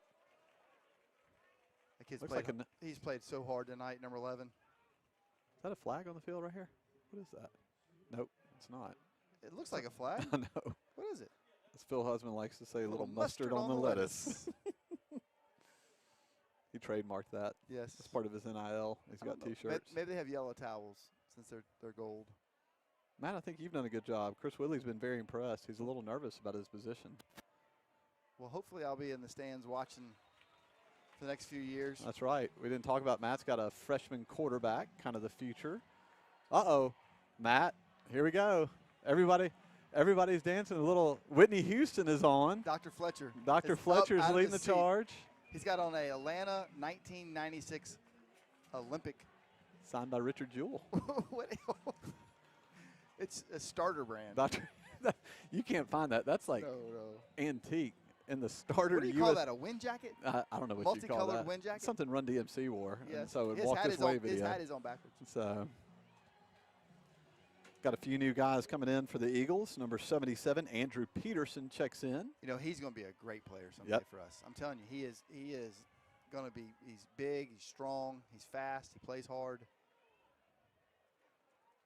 Snap is down. Landon Wells will take a knee. It'll hurt his rushing stats. So, Matt, overall, more than anything, you get a win, right? Well, you know what? I'm really proud of them. They came back the second half and just took over the game, which we thought they'd do at the beginning of the game. You know what? It's really nice to say you're 2-2 instead of 1-3. You got that right. And they did what they're supposed to do tonight. Next week is homecoming. We'll be back 7 o'clock. St. Benedict versus Brentwood Academy. Should be a lot of fun. Probably wrong. That might be 7:30, but you can check your local tweeter or the Google and see what happens. The interwebs. The interwebs. So, well, Matt, we enjoyed it. Jeff, you got any last things to say down there in the sideline? I know you're getting a lot of people wanting to take pictures with you and put it on Snapchat. So. Yeah, it is. We got a lot of photo ops down here, but no, look forward to it, guys. Hopefully, we'll be able to bring some good stuff to everybody. Well, great job. Well, it's a final here on Friday night. Matt, any last closing words? It's a win, baby. So, just win, baby. It's a final in Brentwood and a great matchup between the Eagles and the Tigers. Brentwood Academy 19, Whitehaven 6. Good night, everybody.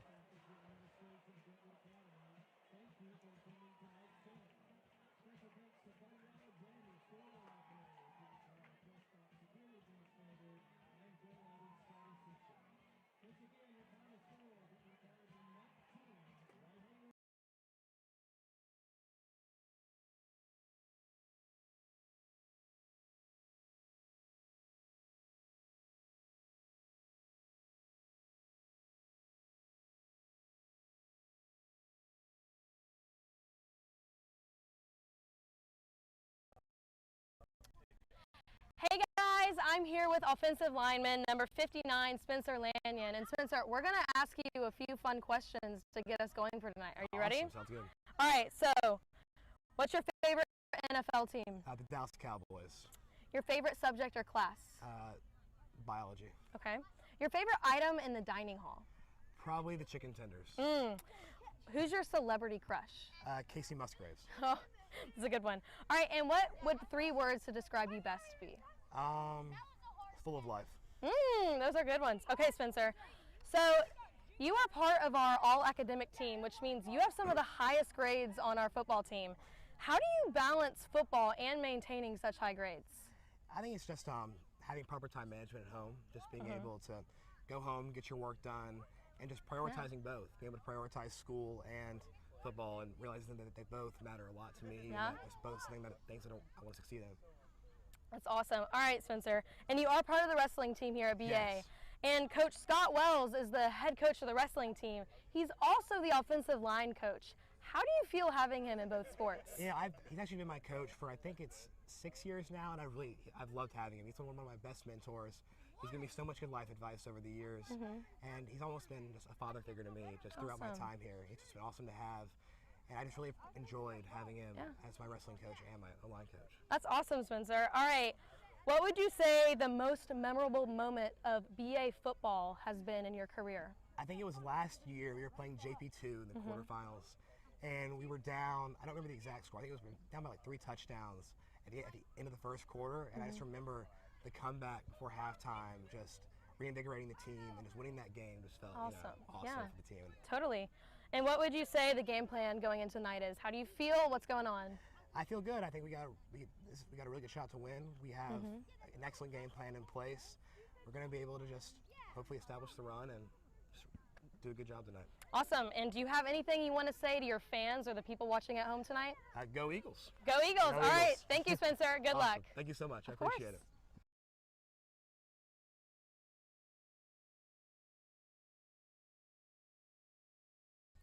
Hey guys, I'm here with junior George Laster, and George has come up with a pretty neat idea for the game tonight to honor the 13 soldiers we lost in Afghanistan. George, can you tell us a little bit about that?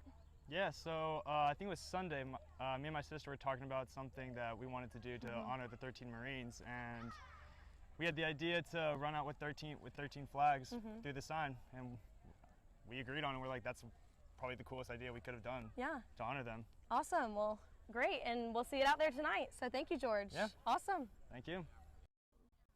Hey everyone, I'm here with Coach Goliner, the running back coach and head JV coach. Coach, I'm going to ask you a few icebreakers if that's all right with you. Go right ahead. All right, offense or defense? Is that a question? Yeah. I coach offense. Which one do you like better? Well, I love them both. You can't win without great defense. Perfect. Hamburgers or hot dogs? Definitely a hamburger. Okay, your favorite NFL team? I suppose I'll go with the Titans. That's a good one. All right, and who is your favorite music artist in high school? No question. I listened to a lot of classic rock and roll, and it was mostly Led Zeppelin, I would say was tops. Awesome. All right, Coach, you were an All-American cheerleader, is that correct? It's true. All right, tell me a little bit about that. So when I was in college, I got started with it and sort of was fortunate that I kind of got in this elevated path to where I was able to be on the varsity team and travel around to all the visiting stadiums and basketball tournaments and bowl games. It was really awesome. And along the way, I made some unbelievably close friends and met my wife on the squad too. So that was a pretty amazing blessing. Got to compete at the national championships one year. We finished 4th, which sounds great, except they only show the top 3 on TV, so it was almost like it didn't happen. But it was an amazing experience. I really enjoyed my time doing it. Well, that's awesome. And I've heard you have a love for boomerangs. Can you tell me about that?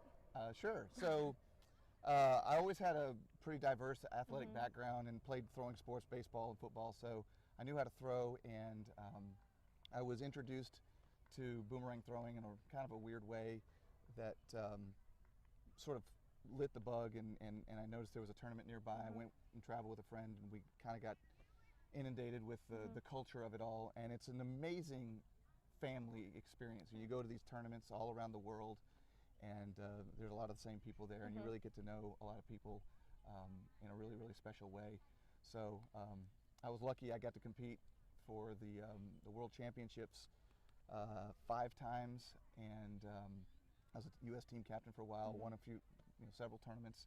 So it was great, but it really what's the lasting thing is that all the amazing people that I got to meet, all different walks of life, all around the world, I pretty much can go to any country and I'll have a place to stay. Well, so that's it's pretty awesome. All right, and you have a son at BA, correct? Yes. Awesome. So Drake's a new 7th grader, and he's having a great time. Good. Made a lot of friends. He really likes his teachers, and he's on the football team too. So that's been great because a lot of his coaches are people that I've known for a long, long time. So I'm really proud of the fact that he gets to be coached by some of the best guys that I know. Well, that's awesome. So it's special for us. Yeah. And as the head JV coach, how has the JV team looked this season? Well, we're doing great so far. We've played 3 games and done well. Awesome. The way our JV works is that it's just an extension of the varsity, so we all chip in. So I'm not like running the show. It's just all the varsity coaches contribute. So it's really a team effort. Yeah. And the kids practice hard with, they're part of the varsity program. So we expect them to play with great heart and great energy and do well. And Totally. so far, we're off to a pretty good start. Awesome. And what is your philosophy going into tonight? We need to make sure that we control what we can control and focus on that. We need to be really execution oriented. We need to make sure that we play with really a really big open heart and play together. We really need to play smart and just make sure that we execute what we have to do, not get flustered by the moment, and just understand that every single play is crucial, and whatever happened in the past is gone. We can't worry about what's coming up next, and as long as we take care of what we can take care of at the moment, we should be just fine. Awesome. Well, thank you so much. We're super glad to have you here at BA, and good luck tonight. Thanks for having me. It's been a lot of fun. So. Yeah. Hey guys, I'm here with senior receiver number 3, Graham Smithson. Graham, I'm going to ask you a few questions if that's all right. Perfect. Let's get to it. All right. First, offense or defense? I'm going to have to go with offense. All right. Favorite season? Winter. Celebrity crush? Ooh. Zendaya. All right. Who's the funniest player on the football team? Definitely got to go with Christopher Messer. Awesome. And do you have any hidden talents? I can jump rope Ooh. with one leg, so I don't really know. I mean, that's pretty cool. Yeah. All right, Graham. So 2 years ago, you broke your collarbone in the season, and you were out pretty much the whole season. Yeah. How's it been bouncing back from that? Well, in the moment, it was tough, knowing that your season was going to be over, but really just have, this community, my family, gather around me and really pick me up. It helped a lot, so it was an easy recovery. Awesome. And you're also a track runner, right? I am, yes. What events do you run? I do, pretty much all the sprints, 400, 100, 200. Which one would you say your favorite is? I'd say my favorite's 200. Awesome. It's a great mix of short and medium distances. Yeah, totally. All right, and as a starting receiver on our team, you've made some pretty critical plays this season in some pretty high-pressure situations. What goes through your mind during those situations? Well, I just try to stay calm and remember that, my 10 other teammates got my back no matter what. So really just try to keep as calm as possible and make the play when it comes my way. Awesome. And what would you say the most memorable football moment at BA has been? Probably last year when we beat McCallie in Chattanooga. That was a fun one. For sure, yeah. Awesome. And do you have anything you want to say to the fans or people watching at home tonight? Just tune in. It's going to be a nice one. Awesome. Thank you, Graham, and good luck tonight. All right. Hi, everyone. I'm here with both offensive and defensive lineman, number 72, Grant Clark. Grant, I'm going to ask you a few questions to get you started. You happy? You ready to go? Let's go. All right, let's do it. Favorite dining hall item? I'd have to say I'm a big parfait guy. I really like the yogurt parfaits. Those are really good. It's amazing. Who's your celebrity crush? Let's go with Ariana Grande. Ooh, that's a good one. Why did you start playing football in the first place? Well, I started playing football because I came here in 6th grade and you actually have to play a sport. That's awesome. And so, but I ended up really liking it, so I stuck with it in high school. Great. Offense or defense? I'm going to go with offense, just because practice is usually easier. All right, and 3 words that describe you best. Fun, funny, and smart. Those are good ones. All right, Grant. So you are also part of the wrestling team, is that correct? That is correct. All right, so tell me a little bit about the conditioning. What's the difference between conditioning both in football and wrestling? Football is a lot more like sprint conditioning, but wrestling is more like muscular endurance, and so wrestling is generally harder. Generally harder? Oh, that's not what I expected, but all right. What else do you enjoy besides football and wrestling outside of BA? I actually enjoy school, which some people think that's weird, but I like hanging out with my friends, that sort of stuff. Well, that's awesome. All right, and what is your favorite part about being on the Brentwood Academy football team? My favorite part about being on the football team is just getting to be with a good group of guys and just kind of have fun playing a game that we really enjoy. So awesome. And do you have anything you want to say to the fans or anyone watching at home tonight? We're going to catch a dub. So, yeah. All right, well, thank you, Grant, and good luck tonight.